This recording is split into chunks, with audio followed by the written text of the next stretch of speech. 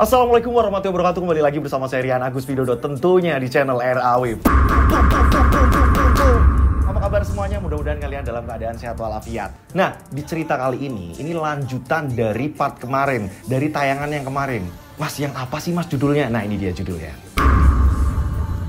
Nah, buat teman-teman yang belum nonton, alangkah baiknya nonton di part 1 dulu, baru ke part 2, gitu ya. Sebelum saya masuk ke ceritanya, membawakan cerita yang di part 2, saya mau mengucapkan terima kasih yang sebesar-besarnya, matur nuwun. Yang pertama untuk Tuhan Yang Maha Esa, dan saya juga mengucapkan kepada keluarga dan seluruh subscriber yang sudah mengucapkan ulang tahun saya. Tak hanya itu, saya juga mengucapkan banyak-banyak terima kasih juga buat teman-teman yang sudah Saweria. Saweria itu apa sih mas? Jadi YouTube mengadakan fitur Saweria, Say Thanks atau bentuk support. Mas, lah terus tempatnya di mana? Ada di sini nih. Nah, ini dia. Nah, siapa yang belum save nomor saya, monggo silakan kalian save. 085870433336, 3-nya 4 kali. Gitu. Ini gunanya nanti kalau ada informasi apa-apa segala macam, kalian bisa langsung dapat informasinya melalui nomor saya. Dan banyak yang mengucapkan lewat WA, itu nanti di akhir tayangan saya akan membacakan satu persatu. Nah, itu tadi saya mengucapkan banyak terima kasih. Mas, gimana? Lagu-lagu dong, nyanyi-nyanyi. Oh, gitu ya, spesial ya Mas Kori ya. Meminta saya untuk bernyanyi. Itu terima kasih Mas Kori. Ku tak ingin bila harus berandai-andai lagi, karena ku takut lebih keras bila ku terjatuh nanti.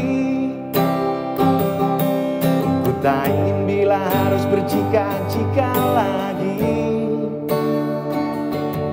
karena ku takut lebih perih saat ku terluka nanti. Hanya saja ku ingin kau mengerti, sudilah kiranya kau buka hati. Yang di rumah ikutan yuk. Dari hati saya untuk kalian semuanya. Dan dengarlah oh bunga hati, engkaulah yang aku nanti. Dan lihatlah oh bunga hati, engkaulah yang aku cari. Oke, nanti kalau nyanyi sampai kelar kepanjangan, wah nggak cerita-cerita dong. Thank you Mas Kori. Pastikan semuanya udah absen, udah beres, kita langsung masuk ke ceritanya. Tak perlu lama-lama lagi, kita langsung saja menuju ke ceritanya. Sudah dipastikan cerita ini aman untuk dibawakan, di mana pada saat part kemarin, ini istrinya Pak Yoso, ketika Pak Yoso ini meminta tolong untuk beli rokok dan nasi gitu. Malam-malam mereka ini di pinggir jalan karena mereka ini tinggalnya memang adanya di situ.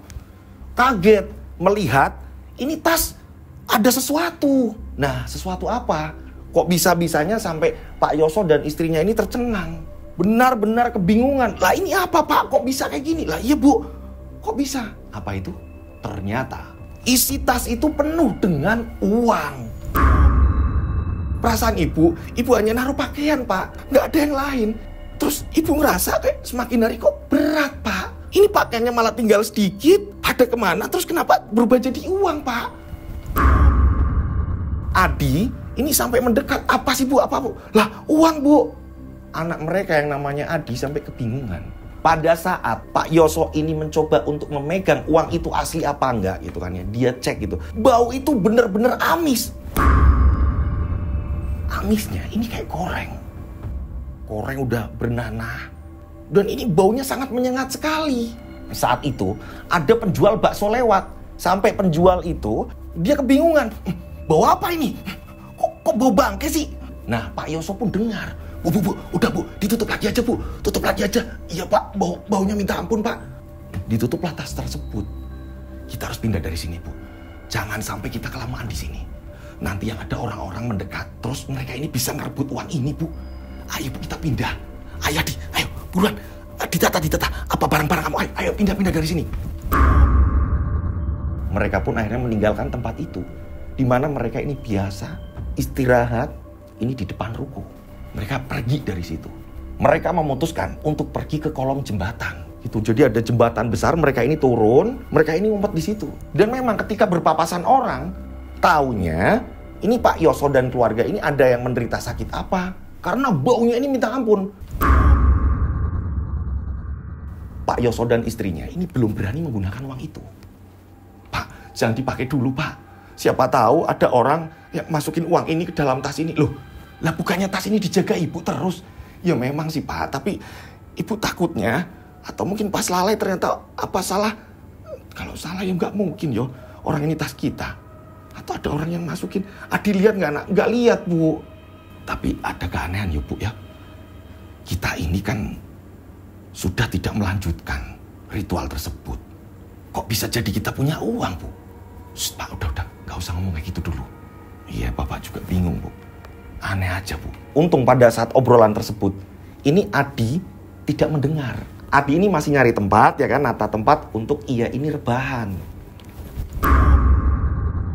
Nah, keesokan harinya Pak Yoso ini mencari Pak Mail. Pak Mail itu ya kan adanya di part 1, monggo silakan yang belum tahu Pak Mail langsung ke part 1 dulu. Ini nyari Pak Mail. Karena Pak Mail ini yang tahu nih runtutannya. Pertama kali ngasih tahu tentang pesugihan, ini hanya Pak Mail. Saat itu Pak Yoso langsung menuju ke tempatnya Pak Mail. Pak Yoso pun cerita apa yang ia alami. Pak Mail juga kaget loh. Kamu udah ngelakuin ini tuh ritual itu? Udah Pak. Padahal saat ritual itu kami tidak melanjutkan. Karena kami tahu ternyata Mbak Sugeng mengatakan ada tumbal. Saya ini sebenarnya pengen langsung ke tempat Mbak Sugeng. Cuma karena saya ini nggak datang ke sana lagi kan ya. Saya nggak lanjut ritual. Saya takut nanti Mbak Sugeng ini marahin saya. Saat itu Mbak Sugeng kan bilang pantangannya ini. Nah, saya takut apa ternyata saya ini nyalahi atau apa. Karena saya nggak melanjutkan. Yo, gini aja. Saran saya yo Pak Yoso. Mending uangnya jangan dipakai dulu. Tapi balik lagi ke Pak Yoso.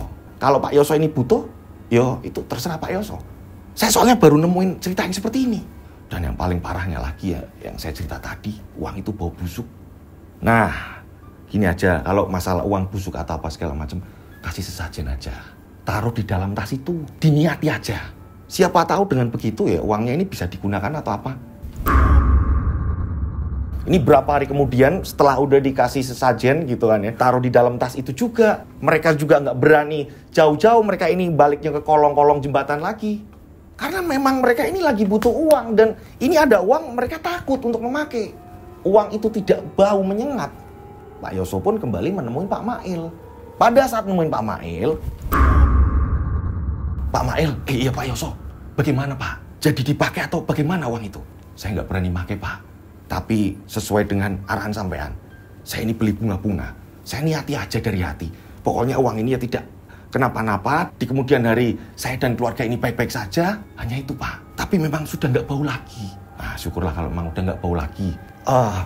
Gini Pak Mail, kalau saya ke tempatnya Mbak Sugeng gimana ya? Saya mau cerita mengenai apa yang terjadi pada saya ini. Mbak Sugeng sedang tidak ada di rumah. Saya ini ketemu sama teman saya yang sama-sama dia ini membutuhkan bantuan. Saat saya arahkan ke Mbak Sugeng, ternyata dia balik lagi. Nah dia katanya ngomong sama saya kalau Mbak Sugeng ini lagi tidak di rumah. Jadi ada pasien mungkin di luar kota, biasanya seperti itu. Dan kata warga di sekitar ini mengatakan ya nggak tahu pulangnya kapan. Ya saya bilang tadi, kembali lagi ke sampean. Yang jelas uang itu ya syukurlah udah nggak bau. Itu saja yang saya bisa katakan. Percuma juga sampean ke tempatnya Mbak Sugeng tidak di rumah. Yang ada malah keluar ongkos. Dikarenakan the power of kepepet mereka ini, kebingungan. Mereka juga butuh uang, butuh makan segala macam. Dan ketika mengandalkan Pak Yoso ini hanya seorang kuli saja, ini hasilnya juga hanya sedikit. Terpaksa Pak Yoso pun nekat menggunakan uang itu untuk membeli sesuatu. Setelah mereka makan atau apa segala macam, lah aman kok. Sehari aman Ibu. Iya. Adi, kamu ngerasain perut sakit gitu nggak Le? Atau apa gitu nggak Le? Enggak Pak. Kamu kenapa sih Le? Kok Bapak lihat kamu kayak cemas kayak gitu? Nggak apa-apa Pak. Adi nggak apa-apa kok. Nanti ini buat bayar sekolah Le, kasihin Bu Guru. Ya. Sementara nanti pulangnya di kolong jembatan aja dulu. Ya, sembari Bapak nyusun arah ke depannya bagaimana. Anehnya, ketika uang itu digunakan, ini muncul kembali uang itu. Bu, perasaan kok masih utuh ya Bu uang itu? Coba Bu, tak kasih coretan uang itu kembali lagi ke tas gak? Kalau dibeliin sesuatu, ternyata bener. Ketika dibeliin sesuatu gitu ya, makanan apa-apa segala macam, uang-uang yang dikasih coretan tanda, ini balik lagi. Kalau kita beli apa aja terus uangnya balik lagi, yuk kita kaya Bu. Lagian, kita ini tidak ada tumbal. Gitu, tidak menyediakan tumbal. Orang kita ini membatalkan. Kita nggak berangkat lagi ke sana. Anak-anak kita masih sehat, masih utuh. Iya Pak, terus rencana Bapak bagaimana? Bu, gini aja. Bapak langsung tak ke rumahnya Furqon aja Bu. Daripada Furqon dan anak buahnya lagi-lagi datang ke tempat kita. Malu yang ada Bu. Tahu sendiri Bu, yang punya kontrakan seperti apa. Sebagian barang kita juga masih ada di sana. Yang punya kontrakan juga ngomong sama seperti ibu. Ya, seperti nenek, seperti mbahnya anak-anak. Kalau urusan udah beres baru boleh nempatin lagi. Jadi alangkah baiknya sebelum Furqon dan anak buahnya datang ke sana lagi, mending Bapak tak ke tempatnya Furqon Bu. Ya udah Pak kalau gitu Pak. Hingga pada akhirnya Yoso pun membawa sebagian uang untuk melunasi hutang. Ini ke rumahnya Furqon. Nah, pada saat ke rumahnya Furqon, Yoso kaget. Loh. Kok rumah jadi berantakan? Terus orang-orang ini pada nyinyir, ada apa? Terus ada beberapa anak buah yang memang kayak kesel, nggak tahu kenapa. Nah, saat itu Yoso langsung menemui salah satu anak buah. Mas, saya Yoso. Lah, ini dia. Ini, kamu ikut, kamu. Yoso pun langsung diseret, ditemukan sama Furqon. Ternyata di dalam rumah keluarganya Furqon ini masih nangis. Entah apa yang terjadi dengan mereka. Kebetulan aku sudah butuh uang, kondisiku sudah hancur, kata si Furqon. Iya Mas Furqon, saya datang ke sini memang mau membalikan uang. Beneran, saya butuh uang, saya lagi hancur-hancurnya. Ada sesuatu hal terjadi di saya, di keluarga saya. Akhirnya pada saat itu Pak Yoso pun memberikan uang, melunasi segala macam hutang-hutangnya. Anak buahnya ngitung, oh ya pas, juragan ini pas. Pada saat itu Furqon pun menceritakan, saya juga sepertinya kalau toh kakak saya ini nggak nebus sound system itu, saya bakal jual. Ya kalau mangkrak di sini semakin hari kalah saing sama yang lain, semakin baru nggak ada guna juga di sini ya. Saya mau bakal nekat jual karena banyak yang nawar. Oh, gitu ya Mas Furqon. Oh, apa kamu sudah punya uang? Kamu mau beli sound itu? Lah, dah, nggak usah mimpi kamu. Ini uang kamu punya dari mana kok banyak kayak seperti ini? Apa jangan-jangan kamu itu sebenarnya udah punya uang terus diumpet-umpetin gitu? Atau bohongin siapa lagi kamu ini? Oh, enggak Mas Furqon. Yang jelas saya udah tenang, saya udah bisa kembalikan uang itu. Akhirnya Pak Yoso pun pamit.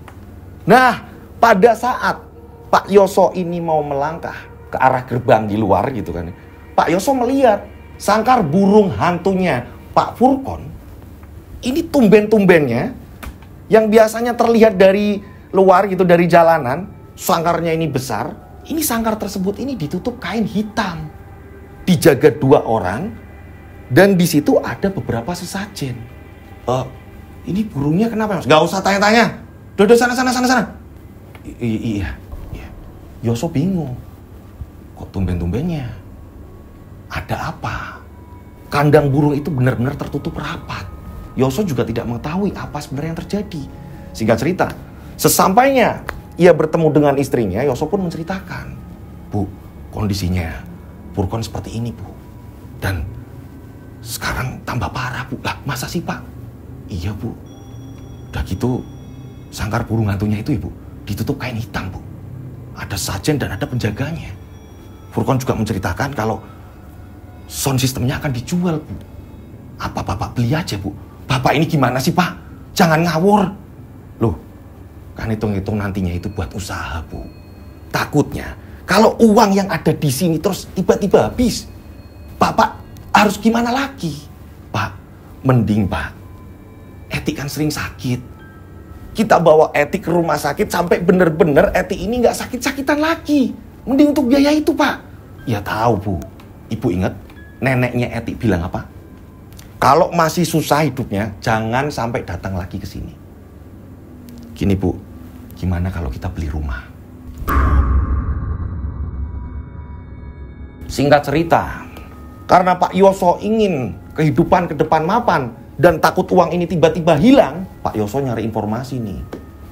Rumah sekaligus yang ada rukonya. Ada spanduk di situ. Dijual. Wah, pas banget. Di pinggir jalan, ada rukonya, halaman luas. Ini kalau untuk penyewaan son atau apa segala macam enak banget. Bisa buat rumah juga. Nah, tanyalah sama orang yang ada di situ. Pak, yang punya ini rumahnya mana ya, Pak? Oh, ada di seberang sana itu ada tokonya. Ada toko juga. Ini sebenarnya milik bapak ibunya. Cuma ini diserahkan karena ini kayak warisan gitu. Namanya Mas Andri. Akhirnya Pak Yoso langsung menemui Mas Andri tadi. Awalnya Pak Yoso sempat diremehkan. Saya mau tanya yang namanya Pak Andri mana? Saya? Ada apa sampai tanya saya, Pak? Mau minta apa-apa? Bukan, Pak. Ya memang baju saya compang-camping seperti ini, Pak. Saya datang ke sini bukan saya minta-minta, Pak. Saya justru mau tanya. Itu ruko di situ bener dijual, Pak? Ya memang saya jual. Ya banyak orang yang datang tapi saya belum cocok harga. Itu ruko orang tua saya yang di sana. Halamannya luas sampai ke belakang ini panjang. Nah, saya disuruh untuk menjualnya karena saya akan memperluas yang ada di kota. Kamu mau gimana? Disuruh orang gitu, mau beli atau gimana? Kalau boleh tahu berapa harganya, Pak Andri? Harganya sekian-sekian. Berani? Berani nggak? Oh, ya udah saya pamit dulu. Siapa tahu nanti, ya udah tahu lah. Orang kayak kamu nggak mungkin mau beli atau apa. Udah, ya. Nah, akhirnya Pak Yoso pun pulang. Ngomong sama istrinya, Bu, gimana kayak gini, Bu. Coba kita hitung uang itu, Bu. Lah, Pak, masih sisa. Kok aneh ya, Bu? Uang itu terus datang. Ada terus di tas itu. Mereka ini tinggalnya seadanya ini di bawah kolong. Takutnya ada orang yang datang ke situ ngambil uang atau apa, makanya mereka ya udah tinggalnya seadanya aja. Biar orang menganggapnya ya, oh, ini memang pemulung. Itu tinggalnya memang seadanya. Singkat cerita, akhirnya Pak Yoso pun membeli ruko tersebut. Pak Andri sampai kaget ketika Pak Yoso datang ke situ dengan menyerahkan sejumlah nominal yang disebutkan sama Pak Andri. Dibuatkanlah surat pelunasan, begitu juga sertifikat bla bla bla langsung diserahkan Pak Yoso. Pak Yoso ini langsung kegirangan, ngomong sama istri dan anaknya, mereka pun langsung pindah ke ruko itu. Bener-bener orang kaget yang di sekitarnya. Pas pada jam pembelian ini kaget lah. Dibeli orang kayak pemulung kayak gitu apa gimana lah. Kaget. Ditempatilah ruko tersebut. Bu, kita sudah punya ruko. Coba dicek, uangnya berkurang nggak? Pas dibuka nggak ada kurang-kurangnya. Uang muncul lagi lah, aneh. Ibu juga bingung, Pak. Ya kan, Bu? Untungnya kita sudah punya ruko. Sekarang saatnya Bapak ke tempat Furkon, Bu. Pak, mending kita ke tempat ibumu dulu, Pak. Kita jemput Eti. Bu, yang Bapak takutkan sound system itu kejual sama orang lain. Kalau udah kejual, Bapak nyari yang seperti itu, spek yang seperti itu, susah, Bu. Itu sound Pak Kundori beli bener-bener, Bu. Ini teliti, Bu. Kalau jatuhnya ke tangan orang lain, wah, selesai, Bu. Itu pun sebagian udah ada yang dijual loh, Bu. Ya udah terserah Bapak. Ya udah, Bu. Bapak tak ke tempatnya Furkon. Singkat cerita ke tempatnya Furkon. Furkon pun kaget ketika Pak Yoso ini datang langsung membeli sound tersebut. Tak hanya itu, Pak Yoso pun menawar lebih tinggi. Tak lupa, Pak Yoso pun datang ke tempatnya Pak Kundori. Sempat mampir. Pak, kalau sound ini saya beli, Pak, ini. Loh, kamu dapat dari uang dari mana, So? Ya, ada rezeki sih, Pak. Loh, kamu udah banyak uang, toh. Terus, kamu udah balikin uang? Udah semua, Pak, aman. Oh, alah, syukurlah kalau gitu, So. Aku kondisinya malah yang kacau. Aku kayaknya mau keluar kota, So. Aku pindah kayaknya. Iya, Pak, yang jelas saya ini bukan lancang ya, Pak. Itu son saya bayar, Pak. Nggak apa-apa, nggak apa-apa, So. Siapa tahu jadi sandang pangan kamu. Iya, Pak, saya permisi dulu. Wah, diangkut menggunakan truk. Dibawalah ke ruko itu di mana Yoso tinggal. Rencana istrinya Pak Yoso mengatakan, ini kalau udah kelar semua mas, besok pagi kita ke tempat ibumu, kita jemput Eti. Iya bu, kita yang penting udah semuanya ya bu. Masalah nanti ngisi barang-barang di rumah gampang ya bu, gampang lah pak. Nah, tunggu sebentar bu, bapak juga mau ngambil sisa barang-barang yang ada di kontrakan bu. Itu kan barang kita masih bu. Keesokan harinya nih, ya kan barang-barang yang di kontrakan lama udah dibawa ke situ, Pak Yoso ini minta tolong sama truk yang nganter gitu. Pak, nanti saya bayar biayanya. Mau nggak Pak, anterin saya ke tempat ini. Ke rumah ibu saya Pak. Oh, bisa. Ketika mereka ini mau berangkat, tiba-tiba mereka dikagetkan dengan munculnya Pak Andre. Pak Yoso. Sebentar. Saya ada perlu sama sampean. Saya mau bicara sama sampean. Iya Pak Andre, ada apa Pak Andre? Pak Andre ini pemilik dari ruko yang dibeli Yoso. Ada apa Pak Andre? Sepertinya kok tegang banget. Ada apa? Bu, bikinin air minum bu. Gak usah. Maaf ya.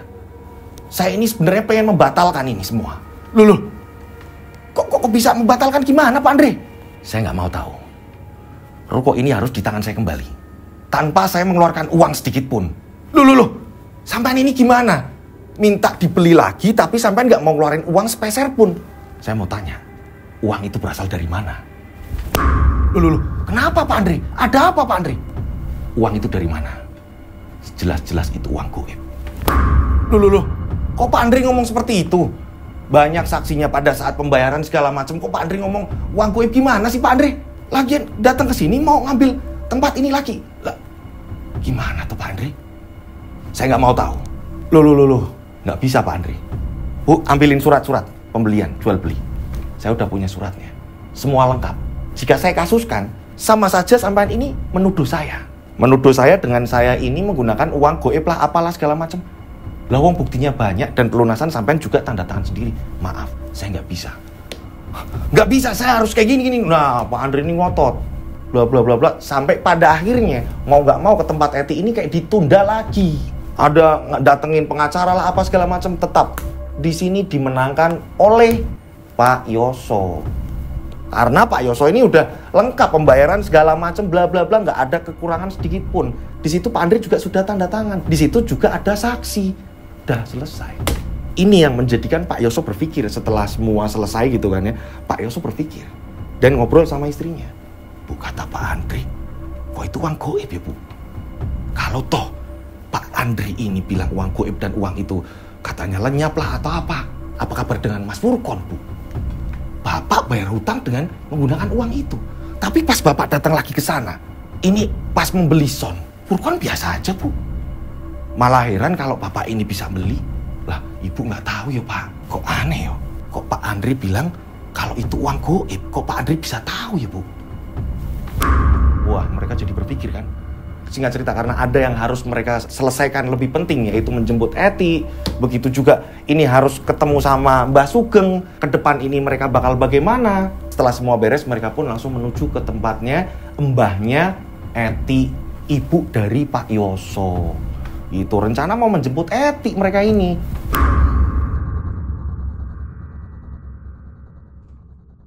Singkat cerita, Pak Yoso dan istrinya ini sampailah di rumahnya ibu dari Pak Yoso. Ini kan mau menjemput Eti. Nah, baru di depan rumah, ini ibunya Pak Yoso ini langsung teriak-teriak. Mau apa kamu? Kurang ajar yo. Kurang ajar kamu sama ibu. Bu, maksudnya apa Bu? Gak enak dilihat tetangga Bu. Kamu sudah berani lancang yo.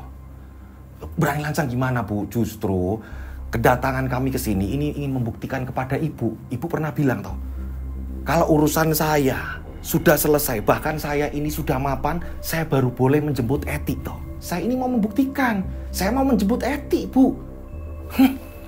Kamu itu ngomong apa? Maksud ibu apa Bu? Kok Bu gak enak Bu dilihat orang-orang? Saat itu juga Pak Yoso ini langsung merangkul ibunya. Ayo Bu, di dalam aja. Udah lepas. Eti di mana Bu? Kami datang ini mau menjemput. Kamu itu ngomong apa? Justru kamu itu yang aneh ngomongnya. Orang Eti udah diculik kamu kok. Hah? Culik? Maksud ibu apa Bu? Orang Eti udah pulang sama kamu kok. Udah lama.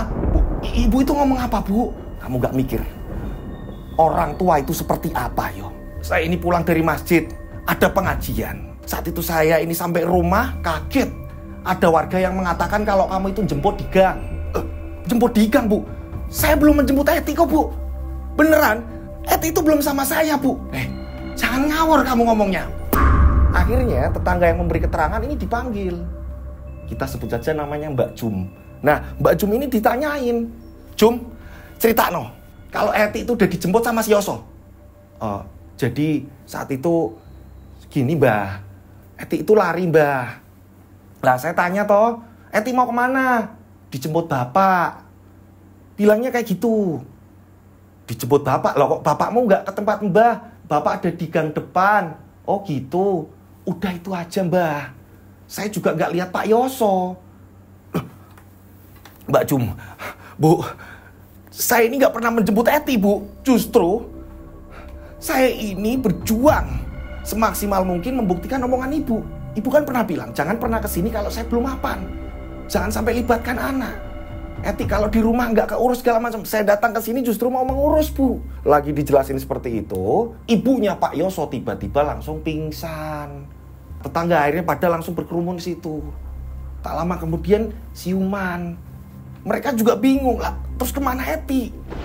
Sedangkan Pak Yoso sendiri ini juga nggak ngerti kemana perginya Eti. Setahu Pak Yoso dan istrinya ya Eti berada di tempat ibunya. Pak Yoso panik saat itu. Mereka pun mulai curiga. Jangan-jangan Eti diculik, Pak. Iya, Bu, Bapak juga curiganya seperti itu. Mereka pun langsung melaporkan hal tersebut ini ke pihak yang berwajib. Laporan ke polisi bahwa Eti ini hilang, takutnya diculik orang atau apa. Sedangkan Eti ini masih bocah. Karena memang usia Eti ini kan udah nalar, udah SD juga gitu. Bisa pesan ini. Udah tahu beli ini adanya di sini. Udah ngerti gitu. Akan tetapi di sini hilangnya, ini katanya dijemput bapaknya. Sedangkan Pak Yoso ini sama sekali tidak merasa menjemput Eti. Polisi mulai mencari. Akan tetapi ini tidak juga ditemukan. Nah, zaman dulu ini sampai pasang selebaran di fotokopi itu ditempel-tempel, pencarian anak hilang atau apa segala macam. Ini juga tidak ditemukan. Lama pencarian Eti ini lama. Nah, saat itu Pak Yoso akhirnya ngomong sama istrinya. Bu, gimana kalau kita ke tempat Mbah Sugeng, Bu? Siapa tahu dengan adanya kita ini cerita sama Mbah Sugeng apa sebenarnya yang terjadi, Eti bisa ditemukan, Bu. Kalau toh memang tidak bisa dengan cara yang wajar, ya mau nggak mau, Bu. Karena kemarin Bapak itu, pada saat nyari, Bapak juga dikasih saran untuk nyari ke orang pinter. Nah, satu itu, keduanya, ya kita minta maaf, kita tidak jadi melanjutkan dan sebenarnya itu uang apa. Dan yang tahu ini kan cuma Pak Andre, Bu. Yang kita takutkan, nanti Furqon bagaimana, terus akhirnya mengetahui, kan jadi kacau, Bu. Iya sih, Pak. Ya udah, Pak, kalau gitu kita datang ke tempatnya Mbah Sugeng. Saat mau berangkat, istrinya ini ngomong, Pak, Bapak ini kan kalau ke tempat Mbah Sugeng ini pasti ngomong sama Mail. Lah, kalau toh nggak ada gimana, Pak? Ya udahlah, Bu, biarkan. Kita titip pesan sama siapa yang ada di situlah. Pak, mending Bapak ke tempatnya Mail dulu. Nah, si Mail ternyata dicari nggak ada. Akhirnya mereka pun sepakat ini langsung menuju ke rumahnya Mbah Sugeng. Sesampainya di tempat Mbah Sugeng, kaget. Ternyata di rumahnya Mbah Sugeng ini kumpul banyak orang. Bu, kok rame banget, ada apa ini?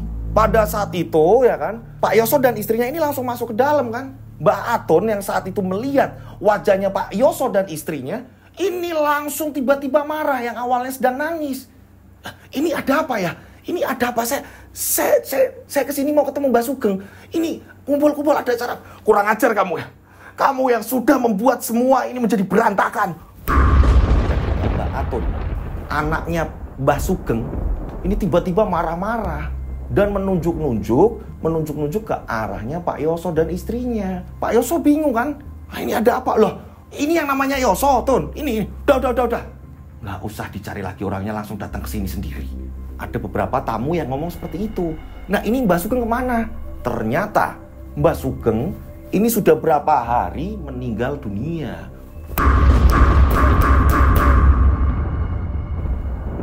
Mbah Sugeng sudah meninggal dunia.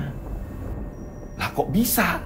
Mbak Aton mengatakan, Kok enak banget kamu? Udah bisa kaya, udah bisa enak, tapi bapakku yang dijadikan korban. Loh, Mbak Atun ini ngomong apa, Mbak? Justru saya datang ke sini, ini saya mau minta tolong. Oh, enak banget kah? Udah nyakitin, terus kamu mau minta tolong. Bapakku sudah dibikin meninggal, kamu yang minta tolong. Loh, Mbak, saya bingung. Saya sumpah bingung saya di sini. Saya nggak ngerti harus apa-apa. Ya, ini kenapa Mbak Atun menuduh saya yang menjadikan Mbak Sugeng ini meninggal? Kenapa saya yang dituduh saya ini penyebabnya? Mbak Atun ini gimana? Oh, nggak ngakui. Bukannya kamu kelanggar sebuah pantangan. Kelanggar pantangan, Bu. Pantangan apa, Bu? Ya memang Mbak Atun, kami nggak bisa kesini karena kami masih banyak urusan sampai kehidupan kami ini. Ya saya nggak peduli kamu mau hidup gimana, saya nggak peduli. Iya Mbak Atun, ini saya cerita. Dan kami ini malah justru bingung harus bagaimana. Kami takut kesini. Kami juga kaget tiba-tiba di tas kami ada uang, diceritain lah semua runtutannya. Kenapa Mbak Atun ngomong kami ini yang melanggar pantangan? Pantangan apa Mbak? Bu, apa gara-gara bunga itu Bu? Yang awalnya amis kayak gitu atau bukan itu? Apalagi coba? Diingat-ingat pantangan kamu. Ya nggak boleh ini. Nah itu. Yang keberapa kamu? Yang keberapa itu? Tidak boleh membunuh hewan. Kamu, ya, ini membunuh hewan. Mbak Atun ini ngomong apa? Saya nggak pernah membunuh hewan. Saya tahu pada saat itu jangan membunuh hewan dengan sengaja. Saya tahu bagian itu dan saya nggak pernah melakukan hal itu. Saya dan istri saya ini nggak pernah seperti itu. Kenapa Mbak Atun ngomong seperti itu ke saya? Justru kedatangan saya ke sini, saya mau minta tolong Mbak. Saya mau minta tolong ke Mbak Sugeng. Dan saya nggak ngerti kalau Mbak Sugeng udah nggak ada. Saya ini kehilangan anak saya, Eti. Saya ini sudah lapor ke polisi. Saya ini udah nyari ke sana kemari. Tapi hasilnya nihil. Kamu itu ngomong apa? Sudah enak, dapat uang, orang tua aku jadi korban, terus kamu kesini ngomong bahwa si Tumbal, kamu bilang hilang gitu. Si Tumbal, maksudnya gimana Mbak? Lah wong kamu udah nyerahin Eti buat Tumbal kok ditanyain. Eti itu ya udah meninggal. Pak, Mbak Atun ngomong apa Pak? Mbak Atun ngomong Tumbal bagaimana maksudnya Mbak? Saya ibunya ini, saya bingung Mbak. Loh, sampai ini gimana? Eti itu sudah nggak ada. Tapi kan kalian menerima kan hasilnya kan? Udah enak kok pantangannya malah dilanggar. Maksudnya gimana Mbak? Eti meninggal gimana? Eti ini sudah meninggal, udah ditumbalkan. Wah, mereka bingung. Saat itu juga terjadi perdebatan kan di situ. Sampai dilerai bla bla bla. Nah, ini gimana? Karena ada yang dituakan di situ, akhirnya ini suasana yang tadinya gaduh ini bisa mereda. Ini ceritanya bagaimana? Kok tiba-tiba Mbak Atun mengatakan bahwa si Eti sudah tiada? Kita tarik mundur ceritanya, sebenarnya apa yang terjadi? Kita flashback nih. Hilangnya Eti gimana? Di rumah neneknya mengatakan bahwa sudah dijemput Yoso. Dan ketika datang ke tempatnya Mbak Sugeng, niatnya mau minta tolong. Ternyata Mbak Sugeng juga sudah meninggal. Dan anaknya Mbak Sugeng mengatakan bahwa Eti ini sudah meninggal, sudah ditumbalkan. Lah kok bisa? Kita tarik mundur ceritanya. Nah, ternyata pada saat itu ya memang hari di mana ritual penyerahan tumbal. Saat itu Mbak Atun ini sudah menyediakan sesajen yang ada di batu pinggir kali. Itu batu itu berada di pinggiran kali. Dan ketika air sungai ini meluap, batu tersebut ini akan tidak terlihat, akan tenggelam. Nah, saat itu Mbak Sugeng ini mengatakan kepada Atun, Tun, sudah ditata semuanya belum? Barangkali nanti, ini kan ada 2 pasien, dijadikan satu aja. Kan ada si A, terus satunya lagi si Yoso. Nanti kan dia pasti datang ke situ nganterin anaknya. Pada saat Mbak Atun ini sudah nata segala macam, Mbak Atun ini bingung. Kok yang datang baru dari si A? Jadi ini ada 2 orang yang akan melakukan pesugihan. Dari si A ini sudah menyerahkan tumbal. Tumbal tersebut ini dalam kondisi tidak sadar. Sudah diberikan Mbak Atun. Nah yang kedua tiba-tiba Eti muncul. Bilang ke Mbak Atun, Mbak disuruh Bapak kesini. Bapakmu kemana? Bapak lagi banyak urusan Mbak, makanya Eti datang ke sini. Atun bingung kan? yakin nggak ini? Nah, karena memang pada saat itu Mbah Sugeng sudah mengatakan bahwa malam itu harus jalan. Atun yang merasa juga dia ragu, ini ngomong sama Mbah Sugeng, Pak, ini gimana Pak? Ini Eti datang tapi kok kayak gini Pak? Ya wes, udah. Sebentar, aku yo ragu. Mbah Sugeng sempat ragu. Atau kita garap yang satu aja itu dulu. Pak, ritual yang pertama Pak Yoso dan istrinya kan udah melalui Pak. Kalau toh ini gagal dan ini batal, si Eti ini nggak jadi ditumbalkan Pak. Lah yo Bapak sendiri Pak. Nanti yang kena apa-apa, nanti yang kenapa-napa. Ingat Pak, jangan nih Mbah Guru. Jadi Mbah Sugeng ini punya guru. Gitu, akan tetapi sudah tiada. Hanya ada makamnya saja, di mana makam tersebut ini sering didatangi beberapa muridnya. Salah satunya ini Mbah Sugeng, murid dari gurunya. Akhirnya saat itu Eti ini disuruh minum air putih. Air putih tersebut ini ya sudah dibacain mantra bla bla bla bla gitu kan. Eti minum itu dan Eti tertidur. Saat itu mereka menunggu kedatangan dari orang tua mereka juga sebenarnya. Akan tetapi mereka juga dikejar waktu. Jika mereka ini membatalkan menyerahkan tumbal di batu tersebut, ya udah. Di sini Mbah Sugeng yang celaka. Ya mau nggak mau, Eti akhirnya langsung dibawa ke situ, langsung diritual, dan ternyata benar. Tak lama setelah ritual selesai, terjadilah air ini mulai naik pelan-pelan. Hujuan lebuan, biar. Dari keluarga yang pertama menyerahkan tumbal, ini sudah mengucapkan terima kasih walaupun nangis gitu kan ya. Orang tuanya nangis sudah menyerahkan tumbal, anaknya yang ditumbal, waduh parah. Mereka pun langsung pamitan. Yoso dan istrinya ini nggak datang-datang padahal udah ditungguin. Singkat cerita, keesokan harinya sudah tidak terlihat lagi, batu itu sudah tenggelam. Jadi Mbah Sugeng ini tahu jam-jamnya. Ini nanti akan ada seperti ini, batu ini tenggelam di jam sekian, tahu. Entah kenapa justru malah Mbah Sugeng, berapa hari kemudian ini Mbah Sugeng kayak keserang. Mbah Sugeng ini terkena serangan. Dadanya ini memar dan melepuh. Berkali-kali muntah. Aton kaget kan, ada apa ini Pak?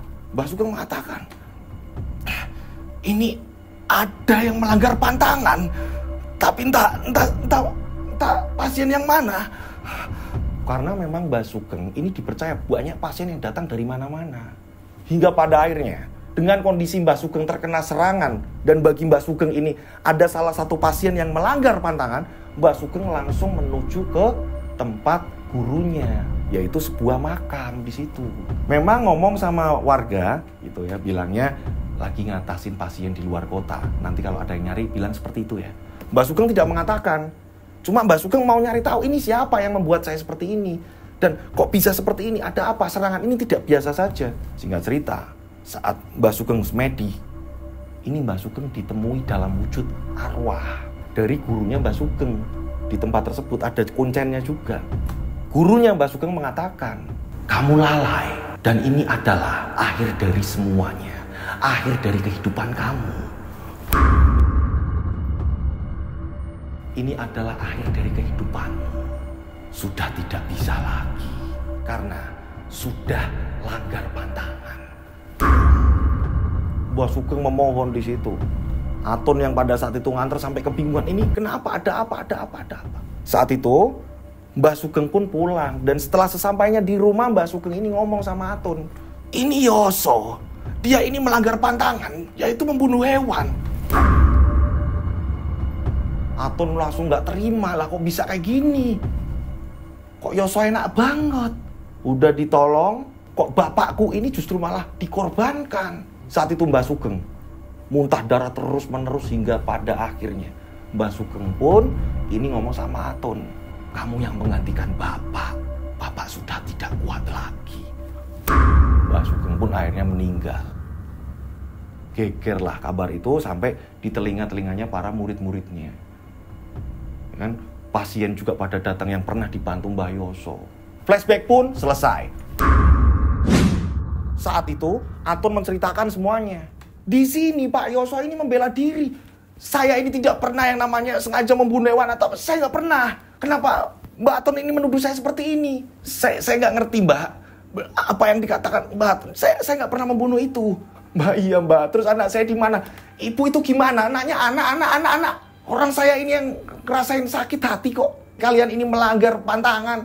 Mbak, anak saya terus gimana Mbak? Ya anak kamu udah mati. Saat itu istrinya Pak Yoso pun sama, langsung pingsan. Dengar Mbak Atun ngomong anaknya udah datang ke situ. Yang antar Eti bisa sampai di situ ini siapa? Sedangkan Pak Yoso sendiri tidak pernah mengantar. Tidak pernah merasakan ia ini menjemput di tempat ibunya terus langsung diantarin ke situ. Ini siapa yang mengantar Eti bisa sampai sini? Dan Eti mengatakan bahwa diantar bapak. Udah gitu bapak udah langsung pergi. Saat itu istrinya Pak Yoso langsung dilarikan ke rumah sakit. Jadi perdebatan tadi sempat dilerai kan. Setelah mendengarkan keterangan dengan bicara baik-baik gitu kan.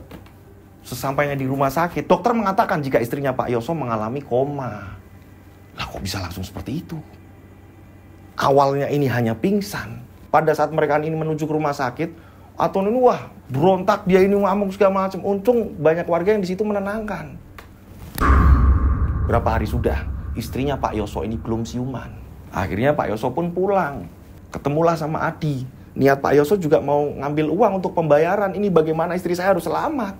Akan tetapi dia gontai. Sudah mendengar jika Eti sudah nggak ada. Sampai di rumah, Adi kaget kan, Bapak, kok lama Pak, Bapak ini kemana aja Pak? Adi bingung, Adi takut di rumah Pak. Adi takut di ruko. Bapak kenapa? Di mana Ibu? Terus di mana adik Pak? Akhirnya Pak Yoso pun menceritakan semuanya. Nah, pada saat itu Adi kaget ketika bapaknya cerita, adikmu seperti ini, ibumu seperti ini, bapak ini kelakoni seperti ini. Wah, Adi kaget. Bapaknya juga mengatakan, padahal bapak ini sudah membatalkan. Bapak malah dituduh, katanya bapak ini menyalahi aturan, bapak ini melanggar aturan, melanggar pantangan dengan membunuh hewan. Keluarga kita mana ada yang berbuat seperti itu kan, Nak? Adik meninggal Pak. Iya Nak, maafkan Bapak. Bapak ternyata kacau banget jadi orang tua. Dan uang itu muncul ya, itu uang dari adikmu yang sudah ditumbalkan. Tapi Bapak ini dibilang langgar pantangan lah apalah. Ibu-ibu sekarang di rumah sakit. Koma Nak. Berarti ini kesalahan Adi Pak. Lah, kesalahan Adi? Maksudnya apa Nak? Kamu ngomong apa? Akhirnya Adi cerita lah, ada apa ini? Kita tarik mundur ceritanya sedikit. Apa sebenarnya yang terjadi? Kok Adi mengatakan seperti itu? Kita tarik mundur. Ternyata pada saat itu Adi ini geram. Geramnya kenapa? Adi ini geram melihat burung hantu itu selalu mengikuti kemana mereka pergi. Sedangkan Pak Yoso ini mengatakan, ini kalau burung hantu kesini berarti Furkon sudah tahu keberadaan kita. Nah, Adi sendiri sudah melihat kalau kehidupan orang tuanya ini benar-benar tertekan. Adi kesel. Kapan harinya kalau aku lihat burung itu lagi? Aku bakal bunuh burung itu. Dan ternyata Adi ini merencanakan dengan sahabatnya. Terlihat pada saat itu memang bapaknya ini sempat nanyain, kamu kenapa Nak? Kok kamu kayak orang pusing, kayak orang bingung? Kenapa Nak? Sebenarnya Adi ini sedang merencanakan sesuatu hal itu. Adi cerita sama temennya, nanti kalau lihat burung ini langsung kita bunuh aja ya. Ternyata benar. Pada saat Adi melihatnya, Adi melihat kembali burung tersebut dengan temannya. Dengan temannya ia beraksi dan membunuh burung hantu tersebut. Burung hantu milik dari Furkon. Itu kenapa Furkon ini bisa hancur lebur usahanya. Itu kenapa Furkon bisa bangkrut. Adi pun ini menceritakan semuanya kepada bapaknya. Flashback pun selesai. Kenapa Adi membunuh? Karena Adi nggak tega aja bapak tertekan terus-menerus seperti itu Pak. Dan Adi pikir kalau burung itu sudah tidak mengikuti kita, maka kita nggak pindah-pindah lagi Pak. Adi pengen bantu keluarga kita. Adi nggak ngerti kalau itu pantangan. Adi nggak ngerti kalau itu pantangan bapak. Dan Eti sendiri sering bilang, Kak, ayo Kak diantar ke tempatnya Mbak Sugeng. Sedangkan Adi ini nggak ngerti Pak. Adi selalu bilang, kamu ngomong apa, selalu seperti itu. Dan Adi juga nggak ngerti. Adi nggak pernah mau ketika Eti ini merengek seperti itu dulu Pak. Adi nggak karena Adi nggak ngerti Pak. Pak Yoso langsung duduk, pandangan langsung kosong. Nah, singkat cerita akhirnya mereka pun kembali ke rumah sakit. Akan tetapi naas. Dokter mengatakan jika istrinya Pak Yoso sudah meninggal dunia. Justru malah ini selang setengah jam setelah Pak Yoso ini sempat pulang. Pas ketemu Adi ini niatnya mau ngambil uang gitu kan. Istrinya sudah dinyatakan meninggal. Nah, singkat cerita hingga pada akhirnya Pak Yoso ini disalahkan. Disalahkan oleh pihak keluarga, saudara segala macam, termasuk ibunya Pak Yoso. Anehnya, nggak tahu apakah ini bentuk dari balas dendam dari Mbak Atun atau apa. Yang jelas uang yang biasanya ditaruh di dalam tas ketika digunakan nanti balik lagi atau apa segala macam, ini tiba-tiba lenyap. Kini akhirnya Pak Yoso justru malah yang sakit-sakitan. Pak Yoso ini mengalami sakit sampai beberapa tahun. Adi menjual ruko tersebut. Semua udah mulai kejual untuk pengobatan bapaknya Adi. Akan tetapi ada yang mengatakan udah jual aja pindah, nggak usah durusin bapakmu. Ada juga keluarga yang seperti itu, ada juga saudara yang mengatakan seperti itu. Hingga pada akhirnya Adi ini punya rumah sendiri dan mendengar kabar dari warga jika bapaknya ini meninggal di makam istrinya. Uniknya, keterangan dari warga, ini warga melihat jika Pak Yoso berkali-kali membenturkan kepalanya ke batu nisan istrinya. Berkali-kali, dar. Warga ini sempat yang namanya ini mendekat, tapi malah justru dilawan. Jadi kayak orang depresi. Meninggalnya ini membenturkan berkali-kali sampai kepalanya ini berdarah. Kepalanya Pak Yoso. Ini memang udah sempat diceritakan ke Adi semua runtutannya, makanya Adi tahu. Ya ampun, ternyata ini pantangannya, bla bla bla. Adi juga kaget, uang itu lenyap dengan begitu saja. Ruko itu pun kembali dijual. Adi udah hidup sendiri. Adi pun ngerasa menyesal. Ternyata ayah ibunya ini melakoni pesugihan dan ini sempat membatalkan. Dan ternyata pembatalan itu tidak lapor kepada dukunnya. Dan ternyata ada pantangan di situ dan Adi sendiri yang melakukan. Dan Adi nggak ngerti karena niatan Adi hanya gimana caranya biar bapaknya ini tidak dikejar-kejar hutang sama Furkon. Hanya itu. Ternyata petakannya justru malah di situ.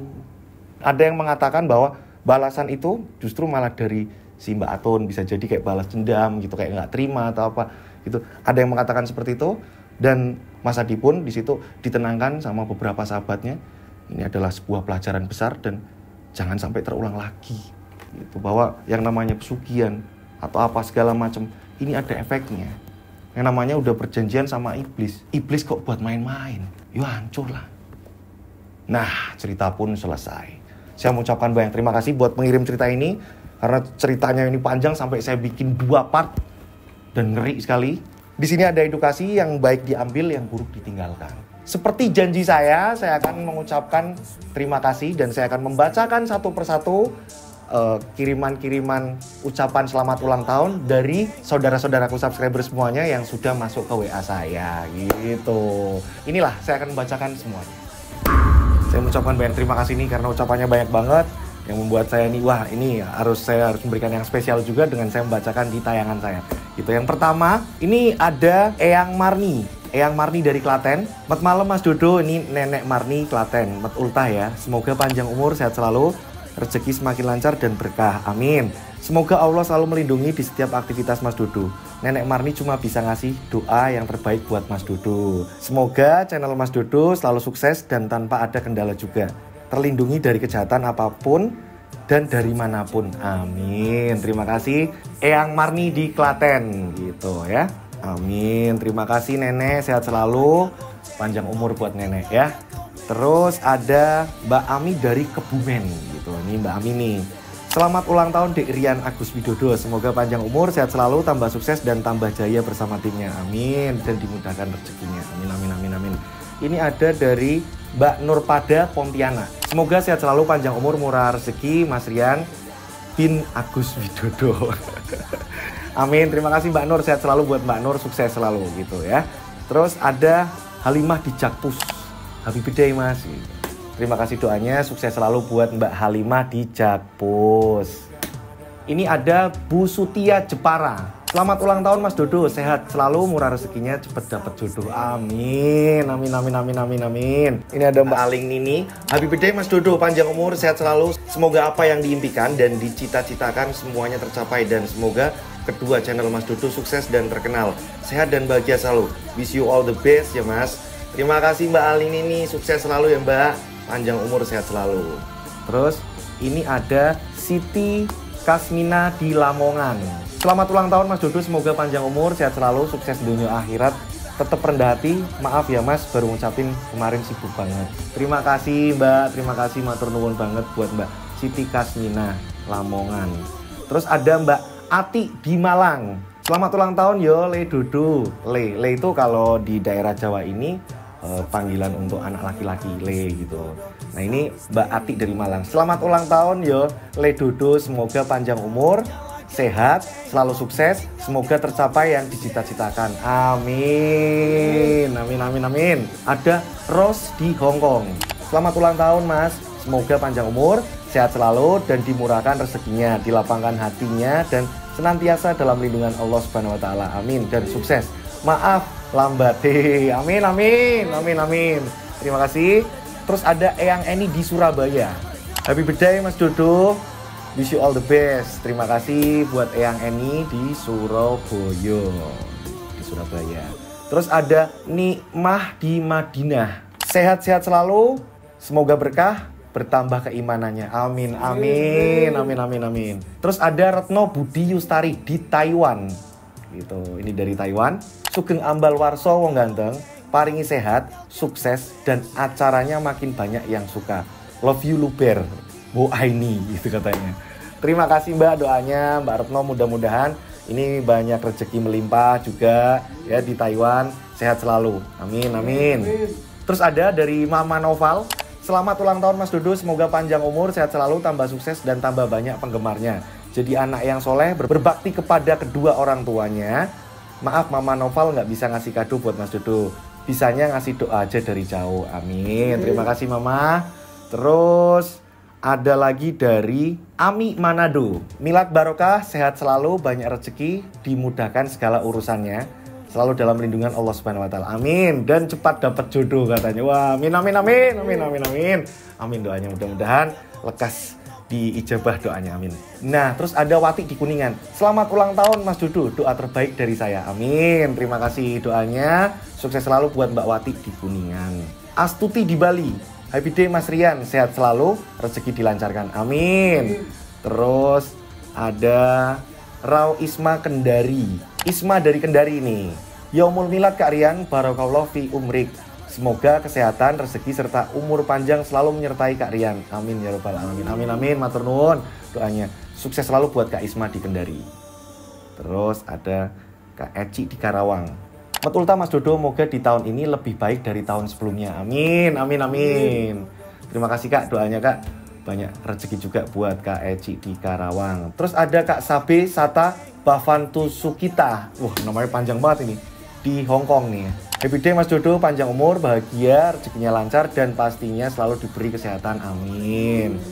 Terus Kak Lucia di Jogja. Happy day Mas Rian, Agus Widodo, semoga panjang umur, sehat selalu, lancar dan sukses, selalu tambah ganteng. Wis pokoknya amin. Bahagia bersama kru dan bapak ibunya. Amin, amin, amin. Matur nuwun Kak Lucia di Jogja, panjang umur juga buat Kak Lucia. Ada Kak Suni Maisunah di Blitar. Happy day, moga panjang umur dan sukses selalu. Amin. Amin, amin, matur nuwun. Ada Kak Mary di Mataram. Selamat panjang umur Nak Rian, semoga sehat selalu dan lancar rezekinya. Amin, terima kasih, terima kasih.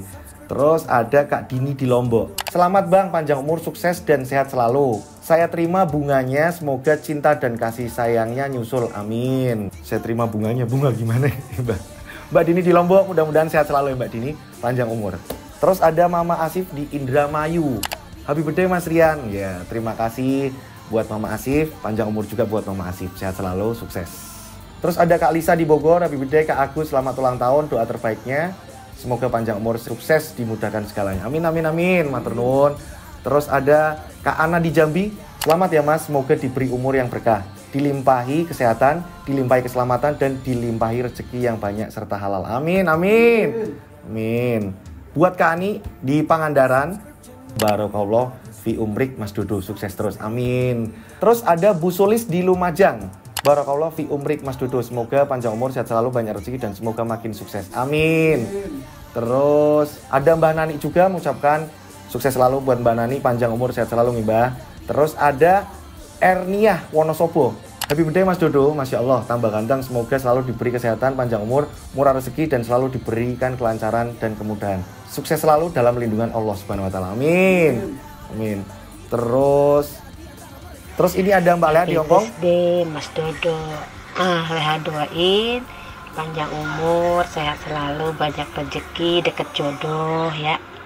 Yang penting sehat-sehat, bahagia selalu, lancar rezekinya, lancar terus, sukses. Amin, amin, amin, amin. Mbak Leha yang di Hongkong, terima kasih. Terus ada Kak Erniah Wonosobo.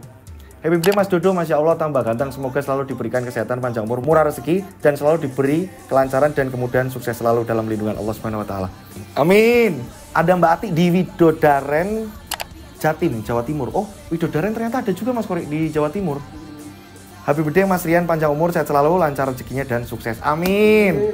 Terus ada Bu Nur Hayati. Happy birthday Mas Dodo, sehat selalu, panjang umur, damai, bahagia, enteng jodoh. Semoga semakin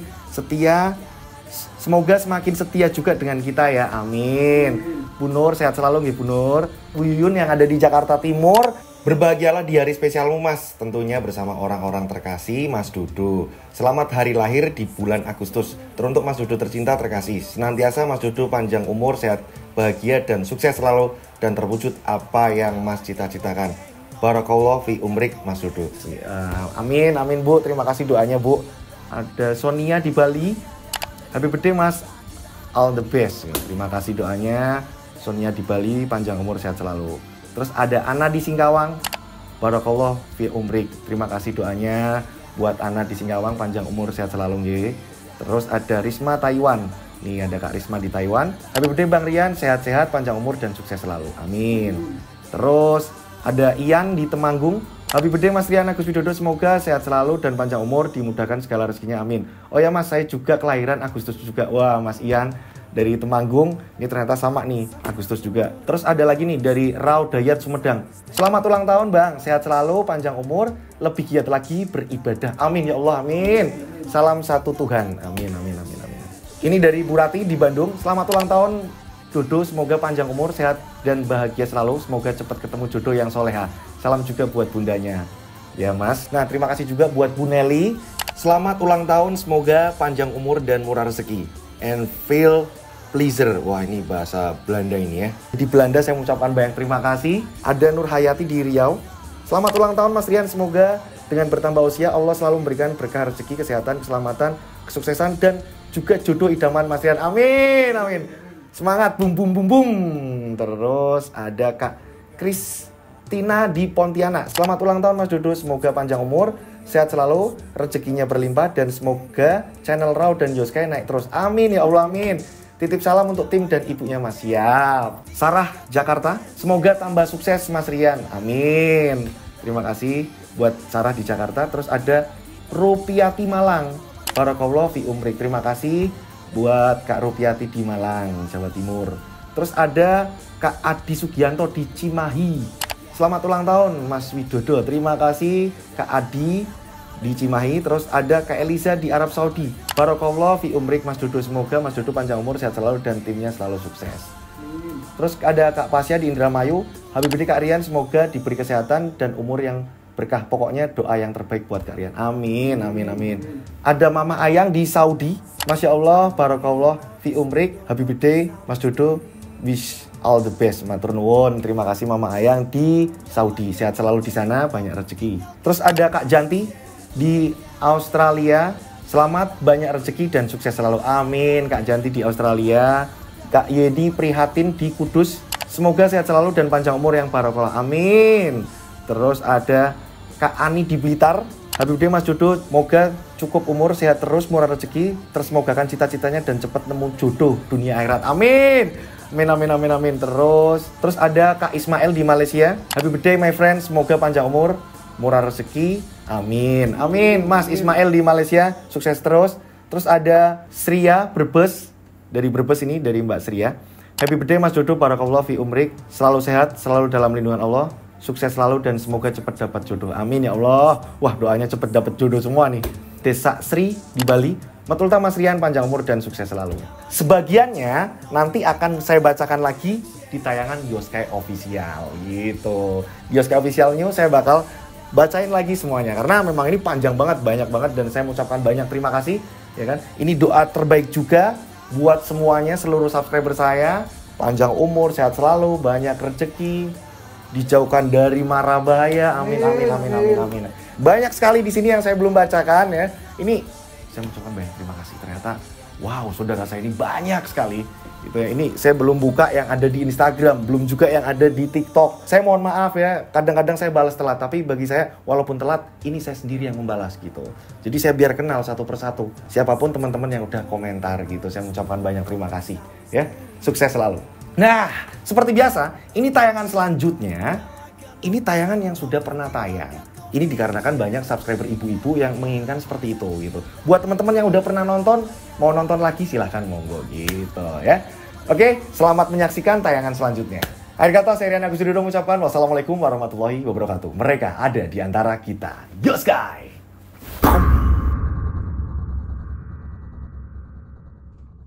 Di sini Supri lewat tubuhnya Yanti. Ini ngomong lewat tubuhnya Yanti.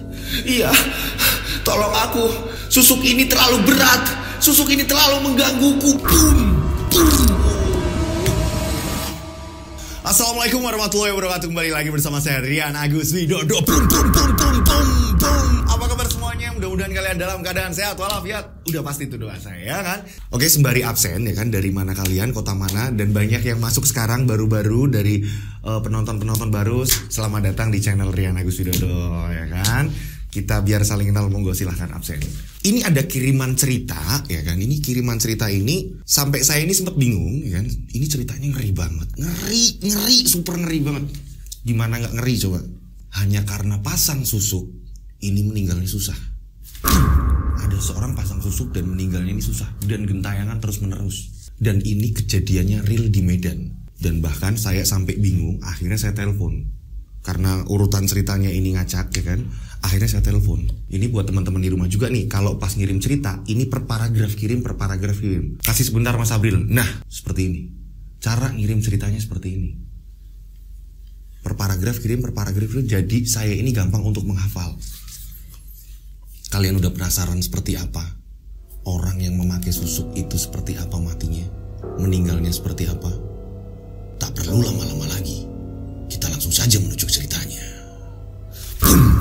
Mereka ada di antara kita. Mereka ada di antara kita. Kita ada di antara mereka. Mereka ada di antara kita.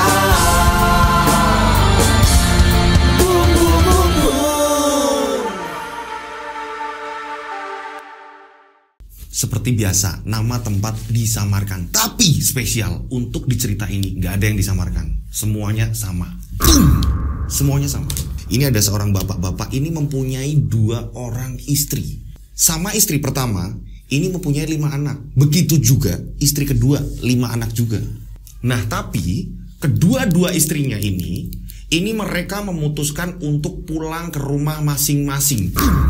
Ini karena apa? Ini karena bapak-bapak tadi, ya kan? Ini bener-bener nggak tanggung jawab sama keluarga. Namanya ini Usman. Dia nggak peduli dengan istri dan anak-anaknya.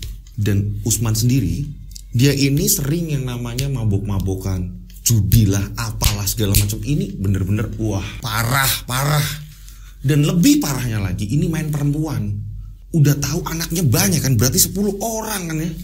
Ini satu lagi udah jadi ke-11an kan. Udah bisa main bola ini anak-anaknya. Ini Usman, ini gak pernah perhatian atau segala macam. Justru malah ini keluarganya ini. Jadi rumahnya Usman ini hanya untuk apa ya? Kalau anak-anaknya ini pengen main ke situ, kalau anak-anaknya ini pengen main ke situ, setelah itu udah. Karena apa? Gak pada betah. Usman sering main tangan pada anak-anaknya. Nah disinilah anak pertama dari istri pertama ini real, namanya Yanti. Anak yang pertama juga dari istri kedua ini namanya Supri. Nah, selisih antara Yanti dan Supri ini 4 tahun, lebih tuaan Yanti. Pak Usman, bapaknya, ini memperlakukan mereka berdua, ini bener-bener parah, kejam banget. Boom, kejam, parah, kejam. Parah banget. Ini dari kecil, mereka ini udah sering yang namanya dipukulin. Mereka ini udah sering yang namanya ditampar-tampar. Dan bahkan Pak Usman sendiri untuk biaya sekolah ini angkat tangan. Bener-bener angkat tangan. Tapi kalau diajak teman-temannya berangkat judi langsung OTW. Inilah Pak Usman. Yanti akhirnya kayak jadi tulang punggung adik-adiknya. Padahal Yanti sendiri masih butuh kasih sayang karena masih kecil-kecil kan pada saat itu. Enggak, Yanti ini pinter. Pada saat itu Yanti menginjak SD ya kan. Yanti ini ngomong sama ibunya. Bu bikin kue toh Bu, apa biar Yanti ini bisa sekolah. Nanti Yanti yang jual-jualin kuenya Bu. Akhirnya ibunya Yanti ini membikinkan kue untuk dijual. Nah, hasil dari penjualan kue tadi ini dibagikan juga sama adik-adiknya. Gak hanya untuk Yanti. Yanti ini sama si Supri ini sayang sekali. Walaupun ini adik tiri kan. Karena Yanti ini dari Putri istri yang kedua, istri keduanya Pak Usman. Tapi Yanti ini tidak membeda-bedakan. Supri tetaplah adikku. Nah, pada saat itu Yanti ini kelas 6 SD, si Supri kelas 2 SD. Cuma memang untuk tempat tinggal mereka ini sendiri-sendiri. Ikut di tempat neneknya masing-masing. Setiap sekolah atau apa, ini ketemu, barulah di sekolahan ketemu. Sembari jualan kue-kue tadi, terus akhirnya nanti Yanti ini ngasih uang ke Supri. Yanti bener-bener sayang banget sama Supri. Nah, Pak Usman ini punya adik perempuan. Kita sebut saja Bibi Mala. Bibi Mala ini sering ngelihat kalau pas bapaknya Pak Usman ini lagi ngamuk di rumah. Kan jarang ketemu nih. Nah, sekali mereka ini mungkin kangen pengen ke rumahnya gitu kan ya. Anak-anaknya Pak Usman ini kan mungkin pengen main ke situ, pengen mainan di rumah gitu kan ya. Ini ketika Pak Usman ini marahin mereka, Bibi Mala ini yang menenangkan. Udah mas, mereka ini anak-anakmu. Untung mereka ini mau main ke sini. Kamu mbok jangan kasar. Bibi Mala ini sering seperti itu. Udahlah, kamu gak usah ikut campur, ini urusanku kok. Ini keluargaku kok. Mereka kalau mau main sini, harusnya mereka ini bawa apalah dari rumahnya masing-masing. Nah, malah kembali kan. Pak Usman di sini kayak apa ya, bener-bener menyiksa anaknya, suruh kerja dan untuk Pak Usman gitu loh, kan aneh. Nah, di sini baiknya Yanti kalau dapat jualan gorengan ini lebih atau apa, dikasihin bapaknya. Pak, kalau mau beli rokok atau apa, Yanti baik loh. Seusia SD, Yanti ini sudah bisa mikir seperti itu. Nanti baru bapaknya gak marah. Karena aneh ini orang tua macam apa. Apalagi kalau lagi mabuk, anak-anak pada main ke situ ya kan. Yanti sama Supri main ke situ. Ini yang namanya diusir lah, diapalah, dipukulin lah, suruh ngeladenin, bikinin makan lah atau apalah. Lah anak SD kok disuruh kayak gitu. Setelah itu mereka diusir. Akhirnya mereka ini pulang ke rumah masing-masing. Tapi di sini Yanti selalu yang namanya melindungi Supri. Walaupun si Supri ini sering bikin kesalahan, tapi Yanti ini selalu pasang badan di depan bapaknya. Yanti kok Pak yang salah. Maafin Yanti Pak, bukan salah Supri. Inilah kasih sayang Yanti terhadap adik-adiknya. Gak cuma sama si Supri, cuma karena memang Yanti ini paling deket gitu. Tapi kalau untuk rasa sayang, Yanti bener-bener sayang ke adik-adiknya semuanya. Nah, singkat cerita, berjalannya waktu ya kan, kini mereka ini udah pada remaja. Nah, Yanti ini udah lulus sekolah SMA. Si Supri ini tidak melanjutkan sekolah karena memang untuk biaya ini berat banget. Nah, setelah Yanti ini lulus sekolah SMA, Yanti ini lamar kerja di pasar, ya kan, ada toko baju. Yanti lamar kerja di situ. Yanti ini kerja di toko baju sebagai pelayan di situ. Nah, bedanya si Supri, dia ini malah putus sekolah. Dia nggak mau lanjutin sekolah karena memang nggak ada biaya, nggak ada apa-apa, segala macam susah. Pada saat itu susah. Nah, Yanti sendiri ini udah mikirin adik-adiknya yang lain juga. Pada saat itu ada pembeli, ya kan, ada pembeli ke toko bajunya Yanti.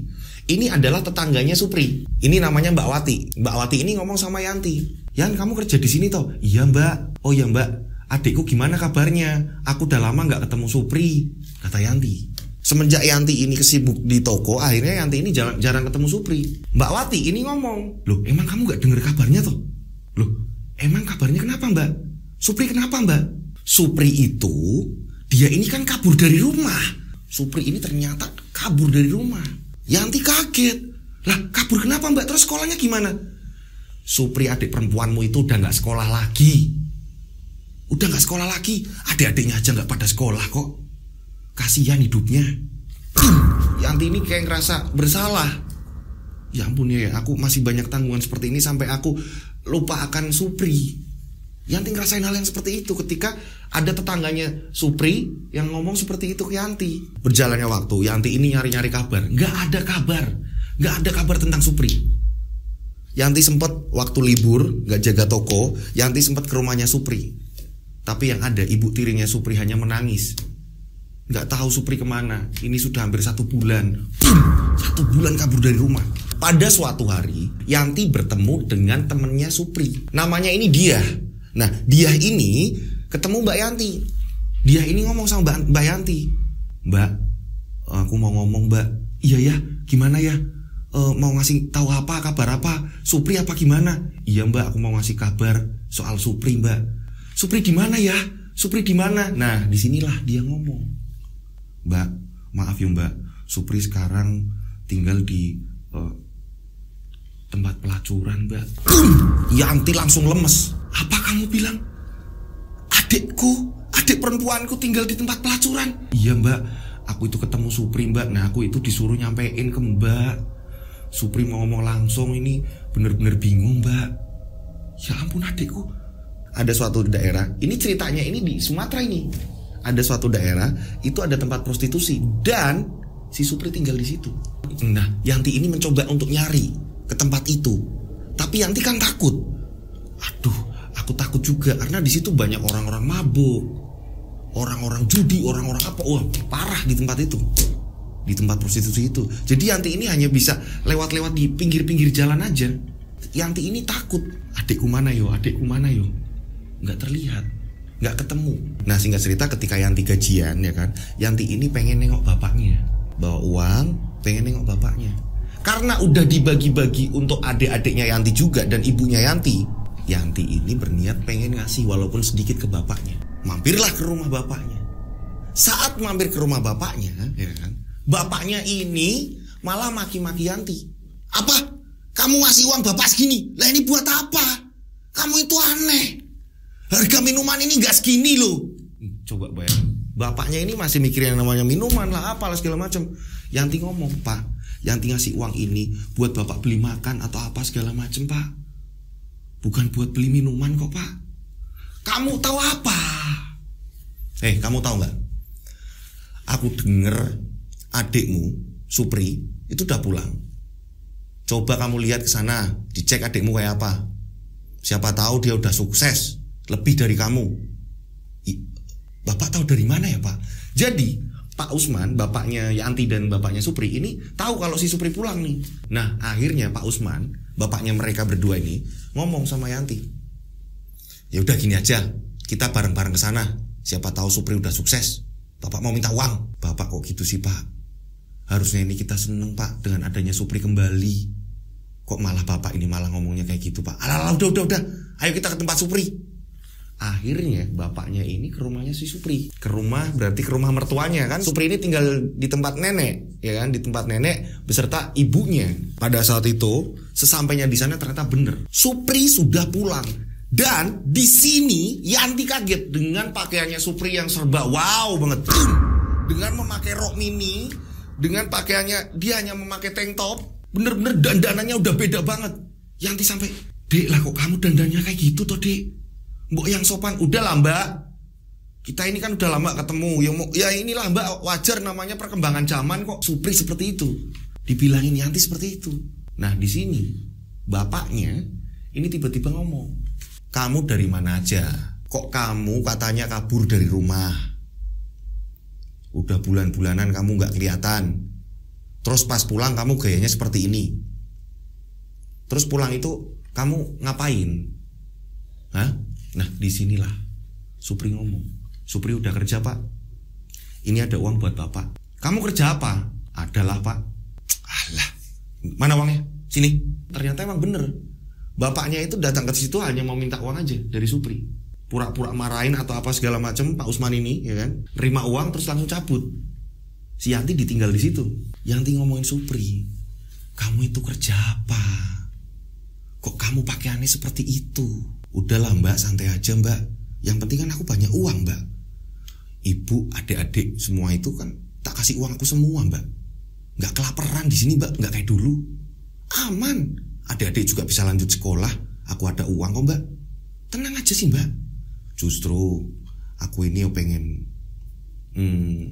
biar tambah cantik lah Mbak." "Kamu ini ngomong apa?" "Iya Mbak, aku pengen pasang susuk biar keren, biar tambah cantik, biar orang ini kalau ngelihat aku langsung tertarik." Tiba-tiba ngomong seperti itu. Yanti langsung ngomong, "Wis, kamu loh omongannya." Biasa lah Mbak.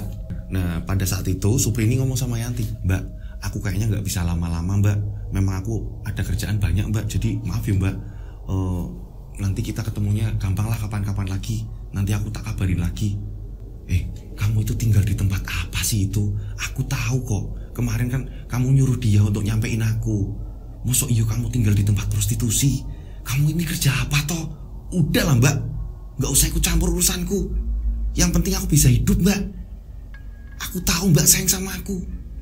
Iyo, tapi mbak ini melas. Udahlah mbak, urus kehidupan kamu sama adik-adikmu, sama ibu di rumah, nenek kamu. Udah mikirnya gitu aja mbak. Aku lagi banyak urusan mbak, maaf. Akhirnya si Supri meninggalkan Yanti. Akhirnya Yanti di situ ketemu sama ibu tirinya, adik-adiknya, ngobrol bareng segala macam. Dan gak lama kemudian Yanti ini pulang juga. Karena udah sore kan, Yanti pulang juga. Tapi Supri udah pergi duluan. Berjalannya waktu 1 tahun kemudian, Supri baru pulang. Dari kepulangan pertama, ini pulangnya kedua, ini jedanya ini 1 tahun. Dan anehnya, di sini Supri pulang dengan om-om. Dengan seorang laki-laki yang udah usianya ini udah 50 tahun. Ya kan, seorang bapak-bapak justru malah ini ya. Supri ngomong sama ibunya Supri kalau Supri ini sudah menikah. Supri sudah menikah siri. Dan di sini anehnya, ada lebih anehnya lagi nih teman-teman di rumah. Ini om-om, kita sebut saja namanya Om Andre. Kalau ini baru disamarin karena saya tadi lupa nggak nanya namanya siapa ini. Om Andre ini datang ke rumahnya si Supri. Ini nggak cuma berdua, tapi dengan istri pertamanya juga ada. Kok aneh ya? Istrinya ngebolehin Om Andre ini nikah lagi dengan si Supri. Kok istrinya di situ juga ngikut gitu kan? Nah pada saat itu ya kan, ada tetangga yang ngomong sama Yanti. Dan kebetulan Mang Yanti di rumah ya kan, Yanti Mang di rumah. Nah bapaknya juga ada dapat kabar juga. Dan akhirnya pada ngumpul nih di rumahnya si Supri. Memang jaraknya ini agak jauhan. Kalau dari tempat Yanti agak jauhan. Ya kurang lebih kalau menggunakan motor ini 30 menitan antara rumahnya Yanti ke rumahnya si Supri nih. Setelah ketemu di sana jadi satu, ada bapaknya. Nah sampai detik itu Pak Usman ini memang belum rubah, hidupnya ini belum rubah, masih yang suka mabok-mabokan segala macam. Pada saat ke situ aja ini Pak Usman dalam keadaan sedikit mabok. Nah Pak Usman melihat ada mobil mewah di depan rumahnya Supri. Wah Pak Usman ini bangga banget. Nah ini bapak baru seneng malah. Yang kayak gini bapak seneng. Kamu sukses, kamu banyak uang kan pasti kan. Nah disinilah Yanti ngomong, sabar pak, kita kan belum ngobrol pak, baru ketemu sama Supri. Udahlah, kamu itu harusnya tiru, kamu harusnya bisa meniru si Supri. Uangnya banyak, kesini bawa mobil. Kamu kesini pulang sama siapa? Itu pak, di ruang tamu pak, ada suami saya pak. Loh, kamu udah menikah toh? Udah pak. Pada saat kesitu kaget semua. Karena ada istri pertamanya juga nih, Om Andre ngajak istri pertamanya juga. Tapi bapaknya ini bodoh amat. Pak Usman ini kayak bodoh amat. Udahlah terserah, yang penting kalian kaya, yang penting aku dapat uang nih. Di sini Yanti ini coba ngomong ke mereka. Yanti ngomong sama Om Andre. Om beneran om serius mau nikah sama adik saya. Walaupun Supri ini adik tiri saya om, saya ini udah nganggep dia ini kayak adik kandung om. Beneran om mau nikah sama adik saya. Om kan sudah punya istri om. Maaf mbak, emang mbak gak kenapa-napa mbak? Suaminya nikah lagi. Saya gak apa-apa mbak. Udah mbak tenang aja, kata istrinya Andre. Om Andre ngomong di sini. Udah tenang aja, nanti masalah perekonomian keluarga sini aku yang ngurus. Nah ternyata Om Andre ini orang kaya. Gitu dong, bapak seneng dengernya. Bapaknya Yanti seperti itu dengernya, menjawab seperti itu. Nah gitu toh, bapak seneng dengernya. Ada uang gak? Ada uang gak? Iya pak, ini buat bapak. Ini dikasih uang nih, Pak Usman dikasih uang. Seneng banget Pak Usman. Nah setelah itu Pak Usman dikasih uang, terus udah kabur aja udah. Jadi memang Pak Usman ini di otaknya ini uang, mabok, minum, judi, perempuan lah segala macam. Jadi bodoh amat anak-anaknya, yang penting saya pengen anak-anak saya sukses. Entah itu dengan cara gimana pun. Ini Pak Usman karakternya seperti itu. Makanya waktu Mbak Yanti ini cerita ke saya, telepon ke saya, ini ngebahas bapaknya ini paling lama banget. Iya mas, bapak ini kejem banget sama kami mas. Yang ada di otaknya ini hanya uang, hanya uang, hanya uang. Nah akhirnya mereka menikah. Supri jadi istri keduanya Andre. Pesta yang sangat meriah sekali. Pesta yang sangat wow sekali pada tahun itu. Setelah menikah, Om Andre ini ngomong sama si Supri. Kamu pengen apa? Kamu pengen usaha apa? Yang penting sudah tidak di tempat prostitusi itu tadi. Aku pengennya buka salon om, bukain aku salon dong. Akhirnya Supri pun dibukakan salon oleh Om Andre. Pada suatu hari Yanti ini ngomong sama si Supri. Yanti main nih ke salonnya si Supri, dibukain di depan rumah, ruko, dibikinin ya kan. Nah Yanti ini main. Om Andre sayang sama kamu nggak? Mbak takut kamu kenapa-napa. Udahlah mbak, Lagian aku itu sebenarnya nggak seneng mbak, aku nggak cinta kok mbak. Loh, kok kamu ngomongnya kayak gitu? Itu istrinya udah ngebolehin loh. Kamu jadi istri nomor 2-nya, kok kamu malah ngomongnya kayak gitu? Mbak, aku itu ngakalin uangnya aja mbak. Biar Om Andre ini ngasih uang aku terus. Nanti kalau aku ini udah bisa buka usaha, aku bakal ninggalin mbak. Udahlah mbak, nggak usah terlalu mikir yang aneh-aneh. Tenang, aman. Adikmu aman mbak sekarang. Udah tenang mbak. Mbak butuh apa? Tak kasih uang. Enggak. Mbak kesini pengen nengok kamu. Mbak seneng kamu udah menikah, seneng. Tapi kok mbak kaget kamu malah bilang gak cinta. Udahlah mbak, itu urusanku. Mbak Yanti tenang aja. Ternyata tidak memakai cinta. Supri dan Andre ini menjalin hubungan tidak memakai cinta. Yang jelas si Supri di sini pengen ngorotin uangnya Andre biar si Supri ini kaya. Udah dibukain salon, apapun semua kebutuhan si Supri ini dipenuhin oleh Om Andre. Udah enak. Berjalannya waktu Supri ini hamil. Supri ini hamil 3 bulan. Pada saat itu entah ini masalahnya apa, justru disinilah Supri memulai minta cerai. Supri ngomong sama Andre, intinya pokoknya aku minta cerai mas. Pokoknya aku gak bisa mas, aku gak bisa ngelanjutin hubungan kita. Dengan mudah sekali. Entah itu permasalahannya apa, gak terlalu detail di bagian itu ya. Ini akhirnya Andre ini menceraikan si Supri. Sesuai rencananya Supri akhirnya. Supri sudah buka usaha, ini gak cuma salon. Supri juga usaha buka butik baju. Wow, jualan baju juga si Supri ini. Gak cuma salon. Berarti impian Supri udah tercapai nih. Pada saat itu padahal Supri ini lagi ngandung anaknya Om Andre nih 3 bulan. Tapi Om Andre gak ngerti kalau si Supri ini hamil. Supri gak ngasih tahu bener-bener. Dia nyusun strateginya. Pokoknya Andre biar gak ngerti, aku harus kuras harta dia terus aku cerai. Dan ternyata bener. Setelah itu cerai sama Andre. Nah pada saat itu Supri semakin jaya. Renovasi rumahnya Supri. Adik-adiknya ini disekolahin semua sama si Supri. Kurang apa coba Supri? Keren kehidupannya nih. Bapaknya ini sering dikirimin uang. Ya udah bapaknya tetap yang kerjanya yang mabok-mabokan. Tinggal di rumah sendiri. Ntar bapaknya ke situ minta uang doang, terus habis itu kabur lagi. Seperti itu bapak mereka ini. Berjalannya waktu Supri ini tambah kaya. Disinilah Supri sudah tidak seperti Supri yang dulu lagi. Supri ini udah beda, sangat beda sekali. Sekarang Supri ini karena banyak orang yang datang ke tempat Supri ini utang. Mau beli apa nggak cukup, misal beli baju atau apa, diutangin sama si Supri. Tapi anehnya bunganya ini besar. Nggak cuma ngutangin baju, Supri juga ngutangin uang. Tapi di sini Supri ini benar-benar kejem, rentenir. Supri dikenal di warga ini rentenir. Pernah ada suatu ketika ada warga yang belum bisa ngebayar. Ini Supri ini maki-maki tetangga. Padahal tetangganya ini datang mau ngomong baik-baik, mbak maaf ya aku belum bisa bayar bulan ini. Ini di depan orang-orang Supri ini bener-bener parah banget ngomongin tetangganya. Mbak kalau nggak punya uang ya nggak usah ngambil baju. Terus kalau nggak punya uang ya nggak usah pinjem uang. Kamu mikir mbak emang aku ini buka pakai apa? Saya nggak mau tahu. Pokoknya kalau minggu-minggu ini kamu nggak bayar, bunganya akan saya naikkan lebih. Ini si Supri jadi seperti itu. Iya Mbak Supri nanti saya pasti ini kok mbak, saya pasti lunasin mbak. Tapi tolong mbak bunganya jangan gede-gede mbak. Saya nggak mau tahu, itu urusan saya. Mau saya bunganya mau tak naikin, mau tak turunin, mau itu urusan saya. Kamu ini orang miskin. Kalau nggak bisa beli baju nggak usah utang baju, nggak usah utang uang. Inilah Supri udah berubah jadi yang Supri seperti itu. Supri man. jadi yang gimana ya? Aduh, Supri padahal dulu yang lembut ya, disayang sama Yanti. Sekarang Supri jadi yang seperti itu. Karena memang apa ya, kepentok butuh. Mau gak mau yang cepet cair ini kalau pinjem si Supri. Dan lebih parahnya lagi, jadi pilih-pilih Supri. Kalau ada yang bawa motor baru dikasih uang. Tapi kalau yang gak bawa motor atau apa ninggal motor gitu ya, kayak gadein gitu, ya gak dikasih uang. Kalau gak bawa motor, gak bawa kereta. Kalau di Medan ini motor ini kan kereta ya. Ini ya nggak dikasih. Kalau nggak bawa apa-apa ini nggak dikasih. Tapi kalau ke situ bawa TV atau apa segala macam, barulah dipinjemin uang. Itulah si Supri. Parah gitu. Berjalannya waktu ternyata Supri sendiri sudah punya cowok lagi. Supri ternyata udah punya cowok lagi namanya Heri. Pada saat itu Supri kan sebenarnya masih mengandung, masih hamil. Akhirnya lahirlah bayi perempuan. pada saat itu ya kan, Yanti ini memang lagi banyak pengeluaran.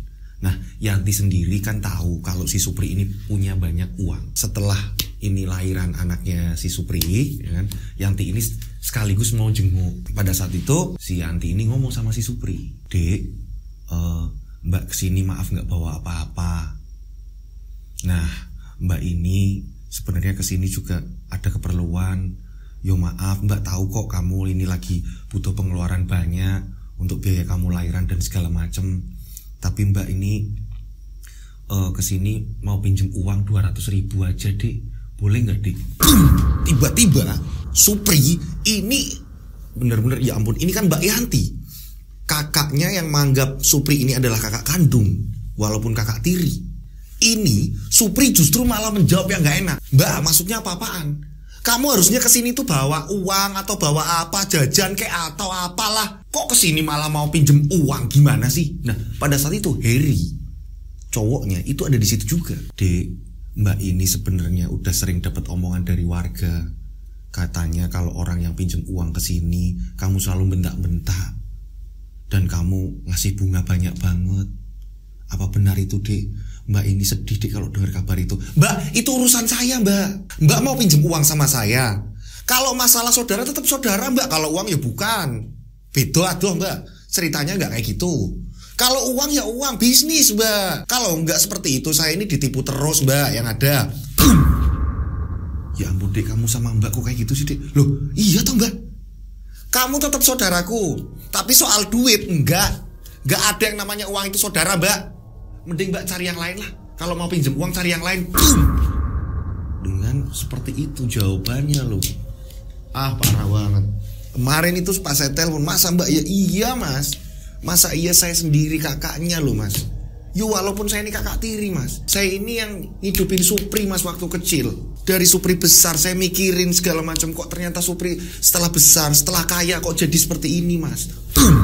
Coba bayangin si Supri tingkahnya seperti itu. Dan akhirnya Supri gak lama kemudian menikah dengan Harry. Pestanya mewah. Supri ini gak malu sama tetangga menikah lagi. Bener-bener gak malu. Nah, menikahlah sama Harry. Nah, lebih parahnya lagi, ketika Supri ini menikah dengan Harry, ini tidak mengundang keluarganya Yanti. Tidak mengundang. Ini gimana sih? Gak ada yang namanya diundang atau apa, enggak. Untungnya kesadaran sendiri dari keluarganya Yanti, dari adik-adiknya Yanti, dari ibunya Yanti, dari neneknya Yanti. Nah, bapaknya ini hanya ibarat kata ini datang, ya kan, menyaksikan pernikahan segala macam. Setelah itu bapaknya ini cabut lagi udah. Pak Usman seperti itu kelakuannya, belum rubah. Hanya Yanti dan keluarga yang datang ke situ. Itu pun kayak dibedakan karena memang keluarganya Yanti ke situ hanya membawa bekal seadanya. Ibarat kata ini ya bisanya ngasih seadanya. Ini harusnya Supri terima kasih kayak atau apa kayak enggak. Supri biasa aja udah, tidak ngundang loh. Parah banget nih Supri. Jadi udah apa ya, lupa akan daratan, bener-bener lupa banget siapa ini Supri dulunya seperti apa. Ampun Mbak Supri. Pernikahan selesai segala macam, satu bulan kemudian nih, nah pada saat itu ada yang hutang terhadap Supri. Kita sebut saja namanya Bu Ani. Pada saat itu memang hutangnya Bu Ani, kalau dibilang besar ya enggak banget, enggak begitu besar.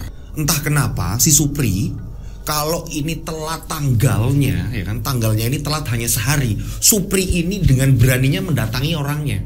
Bener-bener datengin sendiri.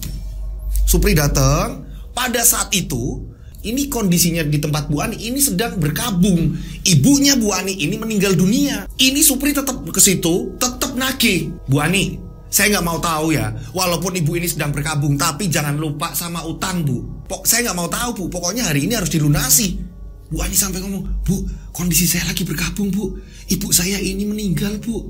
Mbak Supri, saya mohon pengertiannya. Ibu saya ini meninggal loh, Mbak Supri. Kondisi lagi berkabung seperti ini. Keluarga sedang sedih. Besok pasti saya lunasin." "Saya nggak mau tahu. Saya nggak mau tahu. Warga-warga sini, kalian tahu nggak? Kalau Bu Ani itu punya utang sama saya, dan saya nggak mau tahu. Pokoknya Bu Ani harus lunasin hari ini juga." Padahal Bu Ani sedang berkabung. Si Supri seperti itu caranya nagih. Udah hilang. Caranya berpikir nih orang gimana sih? Ini Bu Ani saking keselnya juga kan ya, sedang berkabung digituin ya kan. Bu Ani mungkin nyumpahin atau apa ya kan. Akhirnya tetangga-tetangga yang di situ ini pada muak semua nih. pada benci semua sama si Supri. Nggak tahu mereka ini kayak nyumpahin atau gimana pada saat itu ya kan. Ini setelah Supri ini nagih nggak berhasil, Supri ini pulang. Belum ada 10 menit, tiba-tiba Supri muntah-muntah. Supri muntah darah yang parah.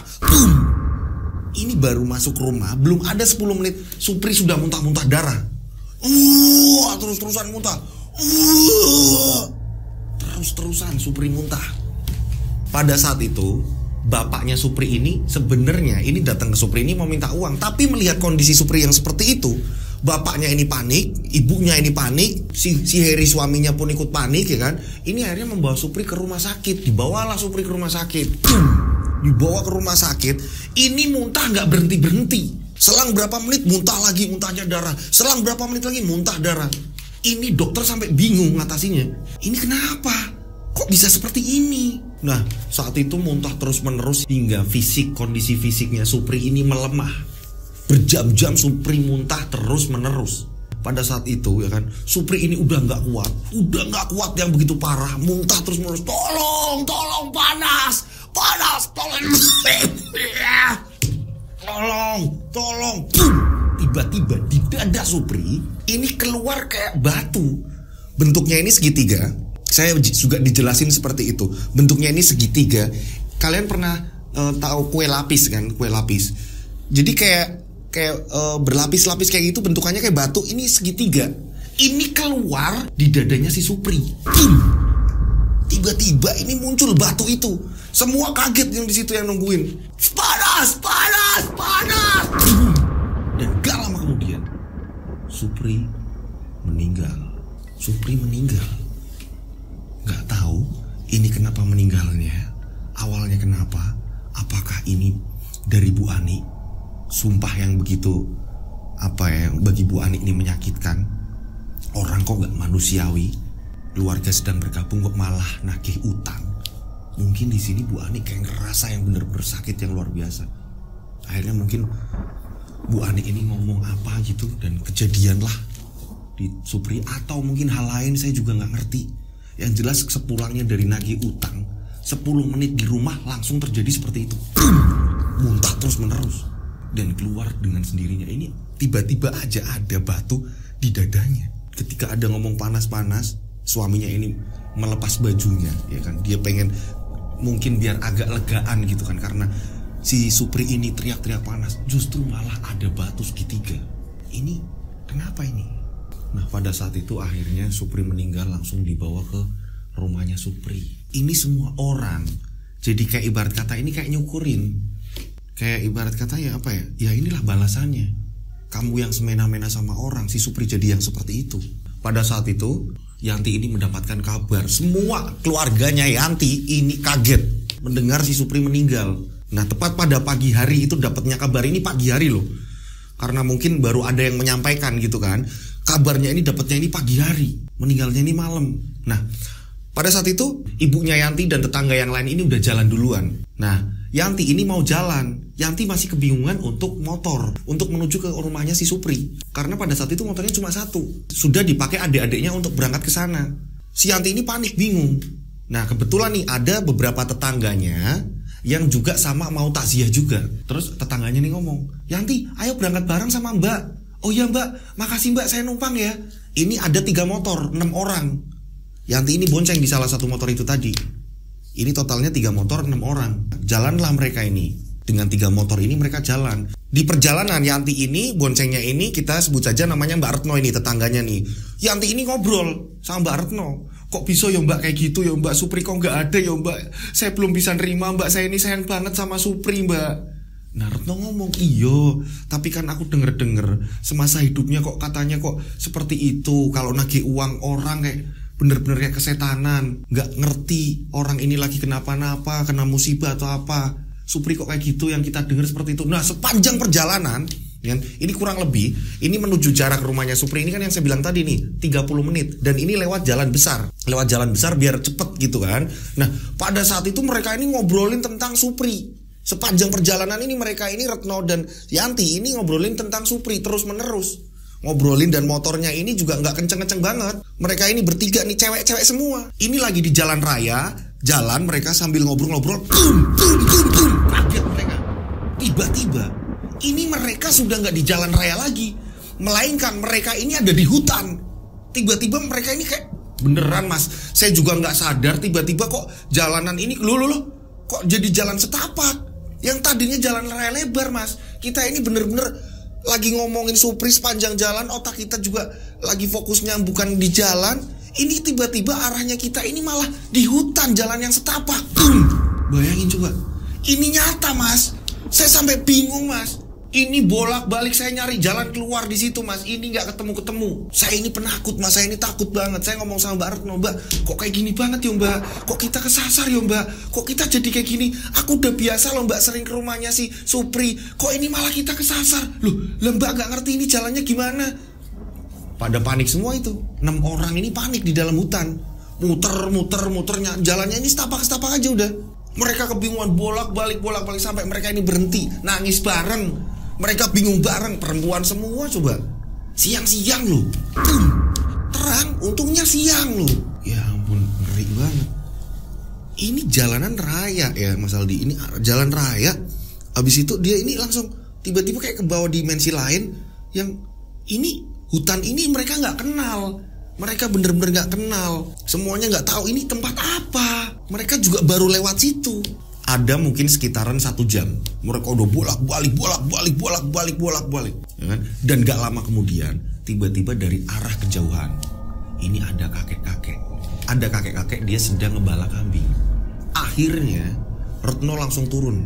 Retno pun langsung ngobrol sama kakek-kakek itu. Kakek tolongin kami kakek, tolongin kami. Ada apa kalian Du? Kakek-kakek itu bilang seperti itu. Dan di sini Yanti ikut ngomong. Kayak kami ini mau takziah ke adik saya, tapi justru malah kami ini disasarin ke arah sini. Awalnya kenapa? Saya nggak ngerti kek. Nah tiba-tiba kakek itu langsung ngomong seperti ini. Lain kali kalau lagi ada orang meninggal, jangan diomongin. Loh, kok kakek tahu? Iya, pokoknya jangan diomongin lain kali. Ya udah, sekarang kita berdoa bareng-bareng. Ayo berdoa bareng-bareng. Sing tenang, doa dalam hati boleh, diucap juga boleh. Menurut kepercayaan masing-masing. Tiba-tiba berdoalah mereka. Bersama mereka berdoa. Mereka berdoa dan gak lama kemudian mereka ini berdoanya ini disuruh kayak apa ya? Dituntun sama kakek itu tadi. Pejamkan mata, yang khusyuk. Berdoanya minta yang benar-benar yang tulus, minta tolong sama Allah, minta tolong sama Tuhan. Terus kakek ini kayak bimbing. Dan gak lama kemudian ketika mereka berdoa selesai, salah satu dari mereka ini sudah membuka matanya. Ya ampun, loh kok kita udah di pinggir jalan? Mereka sudah ada di pinggir jalan raya, sudah tidak di dalam hutan lagi. Akhirnya mereka membuka mata semua dan berucap alhamdulillah, syukur di situ. Ya ampun, alhamdulillah, ya Allah lah. Mereka tanpa pikir panjang lagi karena nggak mau terlambat untuk datang ke tempatnya si Supri kan. Takutnya Supri udah dimakamkan atau apa segala macam gitu kan. Nah pada akhirnya mereka langsung jalan. Dan ternyata ini jaraknya ke rumah Supri dari tempat tadi mereka di pinggir jalan ini udah nggak jauh lagi. 5 menit, nggak ada 5 menit. Mereka sampai. Setelah mereka sampai barulah keluarganya. Lah itu mbaknya, itu mbak tirinya. Wah di sini Yanti langsung nangis melihat Supri. Dan pada saat itu memang mau dimandikan. Supri ngomong, aku yang mandiin adikku. Yanti ini kebagian jatah mangku di bagian kepala. Wah di sini Yanti bener-bener nggak karuan rasanya ditinggalkan Supri. Adiknya yang bener-bener Supri ini sayang banget. Bukan berarti Yanti ini gak sayang sama yang lain, enggak. Ini adik tiri yang Yanti sayang. Yang dari kecil ngelihat disiksa sama bapaknya. Yanti selalu pasang badan ketika si Supri disakitin. Ketika Supri ini disiksa sama bapaknya, Yanti selalu pasang badan. Berarti kan Yanti ini sayang banget sama si Supri. Pada saat memulai memandikan, ya kan? Ini memulai mandikan, tiba-tiba boom! Di sini Yanti justru teriak-teriak kesurupan. Bapak! Maafin aku Bapak. Ibu, maafin aku ibu, maafin aku. Ini dilepas. Pangkuan kepalanya si Supri ini sampai terlepas. Dan Yanti ini justru malah kesurupan. Yanti bener-bener kesurupan dan teriak-teriak terus minta tolong, minta maaf. Bapak, ibu, bapak, pak, maafin saya pak, maafin saya pak. Wah, akhirnya geger pada saat itu. Orang lagi ngumpul juga kan di situ. Akhirnya Yanti ini dibawa ke dalam, gak jadi mandiin. Yanti dibawa ke dalam dan Yanti terus teriak-teriak minta maaf, minta maaf, minta maaf. Kondisi di situ ini jadi mengerikan. Lagi berkabung, ini jadi suasananya ini berubah gara-gara Yanti ini kesurupan. Pada saat itu memang ada Pak Ustadz juga di situ. Ada Pak Ustadz di warga itu juga kan. Nah, Pak Ustadz ini ngomong, ini kalau bisa disuruh pulang, jangan ikut memakamkan. Ini dia kemasukan Supri. Ini kesurupan Supri ini. Yanti ini kesurupan Supri. Minta tolong terus menerus, minta tolong terus menerus. Pada saat itu akhirnya Pak Ustadz ini berdoa. Barulah Yanti tenang. Dan Yanti ini langsung dibawa pulang ke rumahnya Yanti. Gak boleh ada di situ dulu sementara. Diamankan. Parahnya tadi kok minta tolong, minta maaf. Ini arwahnya Supri atau gimana saya juga gak ngerti. Ini minta maaf lewat tubuhnya Yanti. Singkat cerita, Yanti ini sedih. Setelah sampai rumah Yanti bingung sendiri. Adiknya cerita, Mbak, kamu kesurupan waktu mandiin Mbak, kondisinya seperti ini. Diceritakanlah sama adiknya. Adiknya namanya Juli, menceritakan kondisi ketika Yanti ini kesurupan, kerasukan Supri. Masa iya toh? Iya Mbak, kamu benar-benar kesurupan. Ngeri Mbak, orang-orang lihatnya Mbak. Ya ampun, aku gak ngelihat adikku dimakamkan ya berarti. Iya Mbak, kondisi kamu saat itu lemes dan disuruh pulang sama Pak Ustadz. Astagfirullahaladzim, ya Allah, kok aku kayak gini banget yo. Nah, akhirnya hari ketiga ini Yanti inisiatif sendiri. Masa iya aku nggak ikut ke rumah, aku nggak ke rumahnya almarhum si Supri. Aku harus datang ke sana. Aku harus mengajikan adikku. Aku harus datang ke sana. Takziah malam ketiga. Kan pasti ada kayak pengajian gitu kan. Sampai hari ketujuh gitu kan. Nah, ini hari ketiga Yanti kepikiran itu. Akhirnya pada sore hari Yanti ini ke pasar. Yanti ke pasar beli kue-kue kecil-kecil kan, buat suguhan warga-warga yang datang mengajikan. Pada saat itu setelah belanja, Yanti ini langsung menuju ke rumahnya si Supri. Naik motor sendiri. Naik motor, boom! Di sini lebih parah lagi. Kacau parah. Ini si Yanti arahnya bukan ke rumahnya si Supri, tapi melainkan tiba-tiba ini dia berada di depan gerbang makam. Ini di depan gerbang TPU, tempat pemakaman si Supri. Astagfirullahaladzim, lah kok aku di sini? Kaget dia. Tepat di depan gerbang gapura pemakaman umum gitu kan. Ini motornya justru pas di tengah-tengahnya. Di sini Yanti teriak-teriak, tolongin aku, tolong, minta tolong. Gak lama kemudian datanglah juru kunci, kuncen yang ngurus makam-makam yang di situ, yang sering bersih-bersih. Si Yanti ketemu, Pak, saya minta tolong Pak, saya kok tiba-tiba naik motor, tiba-tiba adanya di sini Pak. Kamu Yanti kakaknya Supri ya? Iya Pak, saya kakaknya Supri Pak. Iya, mungkin almarhum pingin lihat kamu. Pak, tolongin saya Pak, anterin saya ke rumahnya Supri Pak. Saya ini takut Pak, saya takut nanti malah nyasar-nyasar lagi. Ini berarti kedua kalinya Pak. Dulu saya kesasar di hutan dan ini kok malah di depan makam Pak. Ya udah, mari Bapak antar. Akhirnya ini si juru kunci tadi ini nganterin si Yanti ke rumahnya Supri. Naik motor bareng akhirnya udah. Sampai di situ baru juru kuncinya ini pulang. Bawa motor sendiri-sendiri, pulang lah juru kunci tadi. Mbak Yanti ini pas telepon, iya mas aku bener-bener kayak bengong, tiba-tiba malah adanya ini saya di depan makam. Ada gapura gitu kan mas. Nah saya ini di depannya mas. Parah gak sih mas? Pada saat Yanti ini sampai di rumahnya Supri, ya kan? Setelah udah sampai ini, Yanti ini mau cerita sama ibu tirinya. Yanti ini mau cerita, Bu. Yanti mau cerita Bu. Cerita apa Duk? Kamu mau cerita apa Bu? Masa iya Bu? Udah 2 kali ini berarti Bu. Yanti kesasar terus Bu kalau mau kesini. Yang pertama di hutan, yang kedua kok tadi malah di makam Bu. Di makamnya si Supri Bu. Boom! Ibunya tiba-tiba ngomong, Udah Dok. Setiap malam kita ini numpang tidur di tetangga, Dok. Loh, maksud ibu kenapa? Iya, Dok, kita semua. Ini hantunya Supri gentayangan, Dok.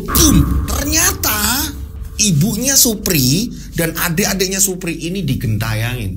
Mereka ini diteror Supri juga. Neneknya, semua yang ada di rumah Supri ini diteror, termasuk suaminya. Si Heri ini teror juga. Ngeri. Diteror apa tuh, Bu? Iya, ibu itu gak ngerti. Dari kemarin kok tiba-tiba di kamar Supri hair dryer nyala sendiri. Udah gitu di kamar mandi ini kayak ada orang mandi berjam-jam. Pas dibuka gak ada orang. Wah, terornya ngeri banget itu di rumah. Di rumahnya Supri sendiri ternyata keluarganya diteror. Penampakan terus menerus. Warga-warga sini juga ada yang diliatin. Supri datang ke rumah, ini ngikutin ibu. Kemanapun ibu bergerak ikut terus, nanti hilang sendiri. Adik-adiknya juga sama diikutin. Akhirnya Yanti ini yang tadinya mau cerita, karena keluarganya juga lagi seperti itu kondisinya, sama diteror juga, Yanti jadi gak cerita. Justru malah Yanti ketakutan. Apa mending pulang aja? Justru malah ketakutan si Yanti ini. Nah, pada saat itu akhirnya Yanti pulang cepat. Yanti pulang cepat ke rumah. Tahlilan ini baru dimulai. Karena Yanti takut kemalaman, Yanti ini pamit pulang cepat. Nah, setelah sampai rumah, Yanti ini lega. Akhirnya sampai rumah juga tanpa halangan apapun. Setelah kejadian itu, akhirnya kan Yanti ini, udahlah aku mending ngajiin dari rumah. Daripada aku tersesat sendiri, daripada aku ini dihantui yang gak jelas. Di malam ke-7 kematian almarhum Supri. Malam ke-7 nih. Malam ke-7, tepat di malam hari, Yanti ini mau tidur. Yanti ini mau tidur masuk kamar. Yanti ini mau tidur. Pada saat Yanti ini mau tidur merebahkan badan, tiba-tiba boom, di pojokan pintu ini muncul sosoknya Supri dengan menundukkan wajah, dengan muka yang sangat pucat sekali, udah parah, pucat pasi, ya kan? Ini Supri pakaiannya, ini pakaian kayak pada saat Supri pertama kali ketemu sama Yanti. Pakaiannya pakai rok mini, yang pada saat itu Yanti ini kaget, kok pakaianmu sekarang seperti ini, gak tertutup. Supri mengenakan pakaian itu rok mini dan hanya pakai tank top warna pink, pakai rok pendek banget. Ini mukanya serem sekali. Yanti mau minta tolong udah gak bisa ngucap suara keluar, ini gak bisa. Nah, ini mengikuti Yanti terus. Ini Yanti sampai keluar kamar, ini sampai kebingungan, kaki ini getar, ini kaki ini bingung, mau minta tolong susah. Ini berarti kalau mau keluar kamar kan berarti harus mendekat pintu. Sedangkan si hantunya si Supri ini ada di pojokan pintu. Bayangin coba kalau ngebuka ini bisa kejepit kan, berarti buka pintu pasti kejepit. Dan gimana nih, dipaksa ini akhirnya Yanti memberanikan diri keluar dari kamar. Giliran keluar dari kamar, ini hantu Supri ini ngikutin di belakangnya. Supri terus menerus ngikutin. Nah, barulah setelah sampai ruangan tengah, Yanti ini baru bisa teriak, tolong, tolong, tolong. Barulah yang pada di kamar, pada di luar segala macam pada mendekat. Pada saat itu juga Yanti udah gak ada tenaga lagi, udah kayak abis ngeliat apa yang mengerikan gitu kan. Nah, tetangga-tetangga pada datang. Tetangga-tetangga pada datang. Terus akhirnya, nah pada malam itu juga tetangga membawa Yanti ke Pak Ustadz. Dibawalah ke Pak Ustadz. Dan disinilah Yanti kembali kerasukan Supri. Dan pada saat itu, ini Supri masuk ke tubuhnya Yanti. Ini tetap dengan kata-kata yang sama. Tolong, tolong, maafkan aku Bapak, maafkan aku Ibu, maafkan aku Bapak, maafkan aku Ibu. Boom. Di sini Supri lewat tubuhnya Yanti. Ini ngomong lewat tubuhnya Yanti. Iya, tolong aku. Susuk ini terlalu berat. Susuk ini terlalu menggangguku. Boom, boom. Oh. Ternyata ini Supri ini mengenakan susuk. Udah lama banget. Kenapa pada waktu meninggalnya ini bener-bener susah, muntah terus menerus. Dan di sini Yanti yang ngomong lewat tubuh Yanti. Aku telah memakai susuk. Aku telah memakai susuk. Bibi yang telah mengantarkanku ke dukun.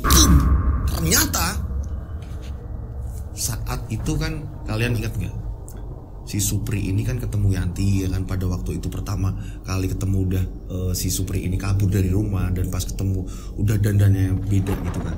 Supri kan pernah ngucap ke Yanti, "Mbak, aku pengen pasang susuk, Mbak, biar keren, biar orang-orang ini tertarik sama aku, Mbak." Pada saat itu kan Yanti debat, ngomong apa sih kamu?" Ternyata si Supri ini ceritalah sama bibinya. Di cerita paling awal ada Bibi Mala. Bibi Mala ini adiknya dari Pak Usman, adiknya bapaknya Supri ini, Bibi Mala ini. Justru Bibi Mala ini yang nganterin. Akhirnya kebongkar semua di situ lewat Yanti ngomong ini, lewat Yanti kerasukan. Dan pada saat itu udah ditangani sama Pak Ustadz, berdoa segala macem. Dan saya juga nggak tahu kabar batu itu tadi di mana. Nanti boleh ditanyakan di kolom komentar yang batu segitiga itu. Barangkali nanti Mbak Yanti juga ngasih tahu ke saya kan mana itu batu. Saya belum sempet cerita ke situ karena memang posisinya Mbak Yanti kayak nggak kuat cerita ini, saking sayangnya banget sama si Supri. Ini bener namanya, nggak disamarkan kok, Mbak Supri namanya, bener. Akhirnya setelah itu disuruh pulang sama Pak Yai. Besok kita ke makamnya bareng. Besok kita ke makamnya, nanti bawa kacang hijau yang udah disangrai segala macam. Nanti tak bantu doa juga, kita doa bareng-bareng keluarga dikumpulin. Nanti kita ke makamnya si Supri. Saat ini Dek Yanti mending istirahat, udah nggak apa-apa. Nah pada saat itu Yanti ini dibawa pulang lagi nih. Yanti dibawa pulang ya kan, ini kondisi udah semakin larut malam kan, udah larut malam banget ya kan, nanti istirahat. Dan pada saat itu boom, ini sampai Mbak Yanti bingung sendiri, "Mas, ini antara saya ini tidur atau saya mimpi, saya nggak ngerti. Yang jelas saya berasa sendiri jalan turun dari kasur. Saya turun dari kasur, saya ngerasain, Mas, saya bener-bener ngerasain sampai saya sempet ngecek, saya nyubit tangan segala macam. Ini antara mimpi dan enggak, saya juga nggak ngerti. Tiba-tiba orang semua pada tidur, kampung ini sepi, udah jelas kampung sepi. Ini udah mungkin pukul 2 dini hari atau apa gitu kali, Mas ya. Nah ini saya kayak buka pintu sendiri, terus saya jalan kaki, Mas. Jalan kaki justru malah ini arahnya ke makamnya Supri. Nah pada saat itu setelah melihat makamnya Supri, ini yang saya lihat bukan tumpukan tanah, Mas. Bukan tumpukan tanah terus seperti layaknya makam, enggak. Di sini Yanti melihat dengan jelas. Ini melihat ke bawah. Ini kayak langsung muncul, disaksikan Yanti melihat kayak ada jurang. Nah, di bawah jurang tadi, ya kan? Di bawah jurang tadi melihat Supri sedang disiksa. Supri sedang disiksa. Ini yang bener-bener algojo besar-besar, Mas, tubuhnya, Mas. Ini Mbak Yanti cerita ke saya seperti itu. Supri teriak-teriak, tolong, panas. Dihidupkanlah kembali, digoreng lehernya, dibakar kembali. Wah, parah, Mas. Dan setelah saya menyaksikan itu, kok tiba-tiba saya ditepuk oleh bapak saya. Bang. Ini saya bangun, Mas. Kok udah di rumah? Perasaan tadi ini kayak bukan mimpi. Saat kita mimpi kan kita nggak ngerti ini kita mimpi atau enggak. Ini sampai di dalam mimpi Mbak Yanti ini sadar. Ini aku mimpi nggak sih? Mbak Yanti ini sampai ngerasain aku nggak mimpi kok. Tapi anehnya ini yang bangunin malah bapaknya. Sedangkan Pak Usman ini jarang pulang loh. Ini tiba-tiba yang bangunin bapaknya. Nggak tahu di situ Pak Usman atau terketuk pintu hatinya. Tiba-tiba kok datang juga di malam itu. Kan aneh. Kok tiba-tiba datang udah mau menjelang pagi. Datang pas pada pagi harinya. Akhirnya mereka datang ke makamnya si Supri. Mereka ini ngaji bareng. Didampingi oleh Pak Ustadz tadi yang nyembuhin si Yanti. Yanti pun cerita, "Pak Ustadz, aku semalam dilihatin seperti ini. Pak Ustadz bilang, ya berarti kan kamu dikasih tahu kalau hal-hal seperti itu gak bagus." Dan akhirnya bibinya ngaku, "Iya, aku nganter dia pergi ke dukun, dia sendiri yang ngotot minta diantar sama aku." Bibi Mala ini mengakui. Bibi Mala ngerasa bersalah. Sudah ibarat kata apa ya, nggak ngasih pitutur yang baik, malah justru nganter ke tempat dukun. Parah nggak tuh? Nah setelah sudah ngajikan, udah berdoa bareng-bareng gitu kan, ini akhirnya alhamdulillah udah nggak gentayangan lagi. Si Supri ini sudah tidak muncul-muncul lagi. Itulah kisahnya almarhum Mbak Supri. Saya berdoa mudah-mudahan Mbak Supri sekarang sudah tenang, diterima di sisi Allah Subhanahu wa taala, dan ini ada ada edukasi juga yang harus saya sampaikan dari Mbak Yanti. Mas, tolong Mas, bahwa yang namanya susuk itu ngeri Mas, saya melihat sendiri kok Mas. Jadi kalau orang pasang susuk ini, matinya ini susah, disiksa duluan nih, dibikin muntah lah dalam bentuk apalah, darah lah apa segala macam, berjam-jam muntah terus. Gimana sih kita muntah sekali aja udah mualnya kayak apaan tahu ya, ini muntah darah, berapa menit sekali muntah sampai dokter nyerah. Jangan sampai lah kita terjerumus dalam hal-hal pengen aku pasang susuk biar keren, biar ganteng, atau biar cantik, biar apa. Jangan sampai. Udah, Tuhan ngasih kita ini udah yang paling sempurna kok. Kita harus bersyukur, ya kan. Yang penting sehat segala macem, ya kan. Kita selalu bersyukur dengan keadaan kita apapun itu. Ini bener-bener banyak edukasi di sini, ngeri banget ceritanya. Ini nggak disamarkan. Dan monggo silahkan kalau mau tanya sama Mbak Yanti bisa di kolom komentar. Kuatkan hati Mbak Yanti. Monggo, siapa tahu nanti kalau bisa sih Mbak Yanti ini balesin komen juga ya Mbak, kalau ada yang tanya-tanya segala macam. Monggo. Ini cerita banyak nama tokoh yang tidak disamarkan pas azan nih. Kelar podcast pas azan nih. Nah, di sini ada edukasi baik, ambil, yang jelek dibuang. Ya, jangan sampai yang kayak gitu-gitulah. Udah jelas nggak baik, nggak bagus. Dan buat teman-teman yang mau ngirim cerita, monggo silahkan masih bisa terus-menerus ngirim cerita. Yang penting mohon bersabar ya, sesuai urutan. Dan kalau memang ceritanya ini ribet, susunannya susah untuk saya hafalkan gitu ya, mohon dikirim ulang lagi gitu. Mohon dikirim ulang lagi dengan caranya seperti ini nih. Nah, ini saya kasih tahu nih. Per paragraf kirim, agar cerita kamu gampang dan cepat dibawakan gitu. Kalau langsung brek, terus ada singkatan-singkatan, terus banyak titik-titik atau apa segala macam yang saya nggak mudeng gitu. Takutnya ini saya salah aja gitu. Jadi malah kalau salah kan kayak ngarang akhirnya, kayak loh ini gimana sih Mas, ceritanya nggak kayak gini kok. Malah nanti terkesan seperti itu kan. Nah, jadi caranya biar gampang, ini kirim per paragraf. Nah, kirimnya ke DM Instagram saya bisa nih, ke Instagram saya ini bisa nih, @dodosinjo nih Instagram saya. Atau kalian bisa kirim ke WA saya. Nomor WA saya dicatat ya, dikasih nama dan nama kota ya, jangan lupa tuh. Dan yang ceritanya belum dibawakan mohon bersabar, pasti akan saya bawakan ya. Ini biar mempermudah caranya kayak tadi. Dan saya mohon maaf kalau ada salah-salah kata, mohon dimaafkan ya. Dan saya berdoa mudah-mudahan penikmat channel Rian Agus Widodo ini banyak rezeki melimpah, selalu dilindungi Allah Subhanahu wa taala, dan selalu sukses terus ya. Yang belum subscribe lah ya kan. Yang baru masuk, yang baru kenal, subscribe lah ya. Like, dan yang pasti komen. Dengan kalian komen memperkenalkan diri, kita akan lebih kenal. Akhir kata, saya Rian Agus Widodo mengucapkan wassalamualaikum warahmatullahi wabarakatuh. Mereka ada di antara